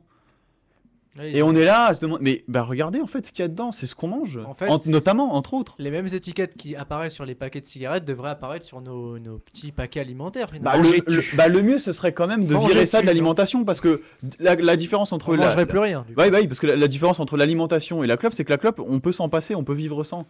Donc si quelqu'un a envie de fumer, il le fait, c'est son problème, mais au moins il est informé. Pour le coup là, le tabac, il n'y a pas de problème, c'est clair et net. Mais l'alimentation, on a besoin de manger. Donc, ça serait bien de pouvoir avoir accès à de l'alimentation saine. Et là, ça, c'est pas normal. Mais est-ce possible pour 7 milliards techniquement, oui, mais compte tenu de la situation actuelle, de voir que... Parce que comment ça se passe parce que la question qu'on peut se poser légitimement, c'est mais comment ça se fait alors que ça a été mis sur le marché? Et là, du coup, il faut comprendre un peu le mécanisme. C'est-à-dire qu'en fait, c'est des laboratoires qui découvrent ces additifs et qui tentent de les mettre sur le marché. Et s'ils reçoivent ce qu'on appelle l'AMM, c'est-à-dire l'autorisation de mise sur le marché, c'est commercialisé. Et en France, l'organisme qui s'occupe de ça, c'est l'AFSFAPS. AFSSAPS, c'est-à-dire l'Agence française de sécurité sanitaire des produits de santé. Bon, là, on n'a pas le temps du coup de parler de tous les scandales qu'il y a pu y avoir, notamment avec l'eau, l'aluminium qu'il y a dans l'eau, etc. Aux États-Unis, c'est le Food and Drug Administration, la FDA. Et je voulais juste, du coup, si j'ai 5 minutes, parler de la manière, parce que un des combats majeurs de Corinne Gouget, c'est de lutter contre l'aspartame. Alors l'aspartame, on peut la resituer dans le contexte, je l'ai annoncé en début d'émission, il y a eu un rapport de l'INSERM, donc je ne me rappelle plus exactement le nom de cet institut, mais en gros, ça traite du sanitaire, et qui a mis en avant la dangerosité de l'aspartame, en disant, voilà, cette substance est présente dans beaucoup de boissons light, notamment les sodas, etc., dont on se gave allègrement, et cela amène à des problèmes, notamment de diabète, de glycémie, d'insuline même. Non, ça c'est justement, en fait, on a mis l'aspartame pour justement faciliter la vie des gens qui ont le diabète ou quoi, justement pour remplacer le sucre. Oui, mais justement, ça amène à des problèmes en plus. D'accord, bon, bah, tu vois, tu me l'apprends. Tu vois, ça a le Ouais. contre-effet finalement. Oui, c'est d'accord. C'était censé avoir un effet. Non seulement ça le fait pas, mais c'est encore pire, quoi. Voilà, Bon. c'est au moins aussi mauvais quoi. Bah, en tout cas, voilà. Et puis ça crée Alors. aussi beaucoup de dommages au niveau. C'est neurotoxique. Donc Ouais. bon, enfin, il y a beaucoup de dégâts. Il y a beaucoup d'études qui ont Ça été aussi, faites c'est là-dessus. Corinne Gouget. Corinne Gouget, qui elle-même, enfin, ça reprend des études de scientifiques, quoi. Corinne Gouget, c'est un médiateur, quoi, qui transmet l'information, qui la synthétise et qui la transmet. Et d'ailleurs, bon, c'est pas mal qu'on en parle aujourd'hui, mais là, par exemple, le petit livre que j'ai dans les mains, il date de... C'est nouvelle édition 2009. Donc, mais vous voyez, c'est-à-dire que ça fait longtemps qu'il y en a qui en parlent. C'est génial qu'on en ait parlé récemment, comme ça, on ne traitera pas de complotiste. Je veux dire, l'aspartame, ça fait longtemps qu'on sait que c'est très, très mauvais. Et alors, du coup, moi, j'ai essayé de m'intéresser à l'histoire de l'aspartame, c'est-à-dire savoir comment ça se fait que on en a dans nos assiettes où effectivement on trouve ça beaucoup dans les boissons diète, tout ça, Coca-Cola Light, tout ce qui est light, Coca Zéro, les chewing-gums, tous ces trucs-là que effectivement beaucoup de gens consomment. Et donc l'aspartame, donc ça a été découvert par erreur en 1965 par un chimiste d'une compagnie pharmaceutique qui s'appelle la Searle, donc Searle, qui a été depuis racheté par Monsanto. Donc Monsanto, comme on sait aussi, qui œuvre pour le bien commun et qui... Enfin bon, là, faut regarder le documentaire. La vie selon Monsanto. Voilà, je c'est crois. ça, merci. La vie selon Monsanto de Marie-Monique Robin, je crois. Bon, pour voir, hein, c'est toujours très intéressant. On la mettra sur la page Facebook, sur Voilà. le Twitter, vous inquiétez pas. Et donc, au départ, donc, cette compagnie, la Searle, a voulu la commercialiser. Et on a eu la FDA qui a fait ses enquêtes, etc. et qui l'a déclarée impropre à la consommation. Mais, entre-temps, il faut savoir que la Searle, vous savez, un peu comme toutes ces grandes firmes transnationales qui ont beaucoup d'argent et qui, du coup, ont des relations un peu incestueuses avec les politiques. Il faut savoir que, en fait, la Searle avait aidé un personnage politique qui s'appelle Donald Rumsfeld, qu'on connaît de nom, hein, parce qu'il a été ministre de la Défense, donc c'est un personnage important de l'administration américaine, hein, à un moment donné, notamment pendant les attentats du 11 septembre 2001. Et en fait, ils ont financé sa campagne, et peu de temps après, ils l'ont fait siéger comme PDG à la Searle. Et comme par hasard, l'autorisation de mise sur le marché de l'aspartame a été donnée. Oh. Voilà. Parce que Donald Rumsfeld était PDG. Il a décidé. Il faut savoir quand même que Donald Rumsfeld, il a gagné beaucoup d'argent aussi avec ça. Du coup, c'est chouette parce que j'ai réussi à trouver des chiffres. Donc depuis 82, il gagne 500 000 $ par an. Et il dispose de 4 millions de dollars de stock options dans cette entreprise. Voilà. Et pareil avec le Tamiflu aussi. Hein. On sait aussi que c'est une saloperie ce truc. Et Donald Rumsfeld est aussi derrière. Voilà. Donc en fait, on voit que si les gens devaient s'indigner, au lieu de dire c'est scandaleux, on nous met de la viande de cheval au lieu de la viande de bœuf, c'est déjà de mettre le doigt sur la connivence qu'il y a entre les puissances d'argent et les politiques. Je rappelle quand même que les politiques, leur but, c'est de nous protéger de ce genre d'excès. Et en fait, parce que toutes ces histoires-là, ça montre un truc, c'est que, en fait, en anglais, ils appellent ça, je crois, les revolving doors, je crois. C'est-à-dire, ce qu'on pourrait traduire en français, les chaises tournantes. Hein, on a un type qui fait de la politique, pouf, il bouge on le voit d'un coup passer dans le siège d'administration d'une grande entreprise, et après il revient en politique. Et puis du coup, il y a des retours d'ascenseur, on se rend des petits services, sauf que tout ça se fait au détriment du peuple qui du coup est empoisonné. Et vous avez des personnes comme Corinne Gouget qui ont lutté contre justement les dangers de l'aspartame et qui ont voulu alerter la population, et on lui a mis la misère. Procès sur procès, on lui a retiré la garde de ses enfants, enfin vraiment des trucs ignobles quoi. Et aujourd'hui ça va parce qu'on en parle. Donc personne va me dire, parce que les médias en ont parlé, personne va me dire oui mais est-ce qu'on est sûr quand même que l'aspartame, et d'où tu avances tes sources, machin. Là ça va, les médias en ont parlé donc personne m'emmerde, mais là faut... Bon, si les gens devaient s'indigner, je pense qu'il faudrait plutôt regarder dans ces directions-là. Alors messieurs, est-ce que vous avez, pour finir, une petite réaction par rapport à toute cette logique, toute cette littérature qui se développe autour de ces questions d'ajout, d'additifs alimentaires, d'empoisonnement dans notre nourriture? J'ai fait en quelque sorte ma conclusion tout à l'heure en parlant de rentabilité, et voilà, hein, je le maintiens. Ce que je dirais quand même, parce qu'on a je dirais nuancé, enfin on n'a pas nuancé, on a diminué un petit peu l'histoire du cheval là, en s'indignant pour des choses soi-disant plus importantes. c'est quand même pas normal que les gens qui croient manger du bœuf en arrivent à manger du cheval, c'est évident. Et donc, effectivement, il faut lutter contre ça.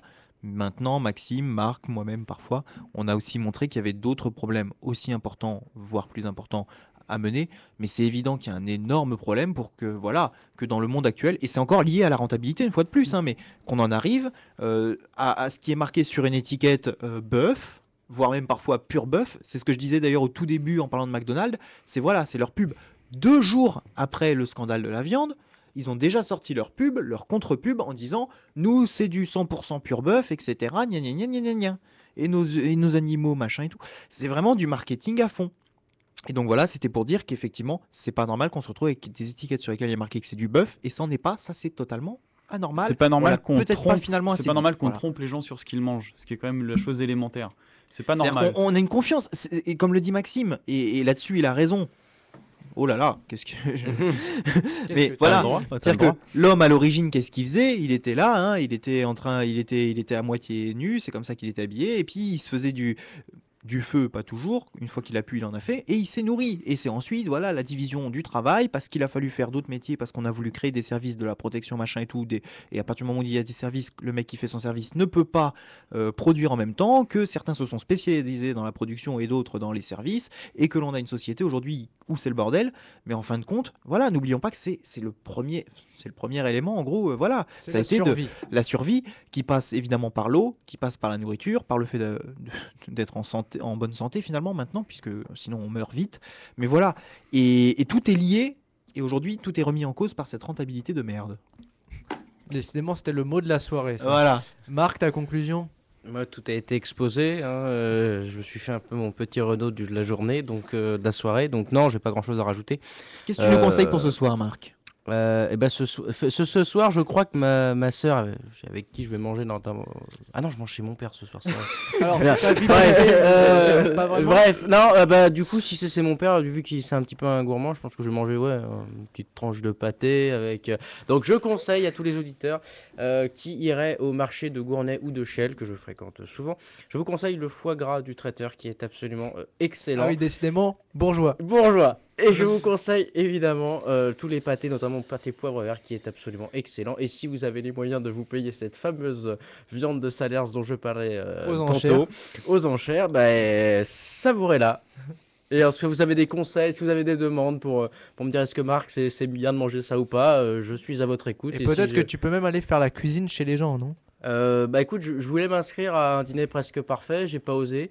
On va t'inscrire, hein. Voilà. Mais moi, la cuisine, non. Tu cuisines, J'aime bien la bouffe, mais je sais pas vraiment la Ouais, cuisiner. Excusez-moi. Tu cuisines, toi? J'essaye. Ça m'arrive, je Ouais, suis pas. d'accord. Si, ouais, Non, c'est bien. j'essaye. On C'est s'y bien. met. Hein. Donc C'est bref, bien, c'est Faites attention à ce Faites que vous attention à ce que mangez. vous Attention, mangez. danger. Voilà, c'était pas vraiment une émission de débat ce soir. C'était plus une émission Attention, on a débattu quand même. d'information et finalement un peu de front commun contre une industrie alimentaire qui part largement en dérive et sur laquelle il faut quand même s'alerter. Et puis voilà, vous avez souligné les différents circuits courts qui existent, les autres façons, les façons alternatives de s'alimenter, parce que s'alimenter c'est un besoin de l'homme. Et donc voilà, merci messieurs, je suis sûr que les auditeurs sont très reconnaissants pour cette émission de conseils, on le rappelle. Voilà, donc tous les conseils, toutes les bonnes recettes de Marc avec l'appui de Monsieur Petit Renaud, je ne me rappelle plus de son prénom. Alors, on rappelle, le programme c'est tous les dimanches midi. Tous les dimanches midi, ça doit être Sur 11h30 sur France 5, Voilà. Jean-Luc Petit Renaud. Avant La de manger- télévision publique. Avant de manger, voilà, on se prépare. Puis il y a toutes les émissions de cuisine. Faites gaffe, ça donne hyper faim. Donc ne grignotez pas entre les repas non plus, c'est saloperie de gâteau. Voilà, et puis faites apéritif. attention à la composition de vos repas. On rappelle le manuel du jour, c'est le manuel de Maxime. De Corinne Gouget, danger additif alimentaire. Voilà, on Merci rappelle. Nicolas. Et on peut souligner qu'il y a une nouvelle édition 2012, donc voilà, elle est réactualisée assez régulièrement Vaut mieux la nouvelle édition. pour 10 €. Voilà, disponible dans toutes les bonnes librairies, comme on a tendance à le dire. Pour finir, messieurs, avant de nous quitter, rappelons les réseaux sociaux, Twitter et Facebook, sur lesquels on est largement présent et on est disponible pour toutes vos requêtes, toutes vos demandes, notamment de recettes, puisqu'on a vu qu'on avait un cuisinier parmi nous, du moins un expert. Non, Est-ce là, j'étais avancé, j'aime bien un la gourmet, bouffe. Voilà.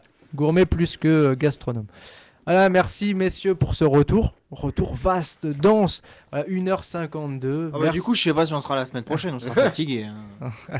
Voilà, on a été absent et donc on a préféré faire une émission assez alimentée, j'avais envie de dire, assez dense, assez lourde, bien dans votre bide. Et puis maintenant, c'est l'heure de manger. Manger sainement, messieurs, mesdames, à tous ceux qui nous écoutent et nous regardent. Voilà, mangez sainement, faites attention à votre assiette. Merci, messieurs, encore une fois. Merci Très à bonne toi, Hugo, semaine à pour cette tous. présentation. Et très bonne soirée. Voilà, toutes les bonnes choses sont à votre disposition et faites attention. J'ai du mal à Ce sera conclure, hein. le Oui, mot. oui, oui. Au revoir. Au revoir. Bisous, c'est ça?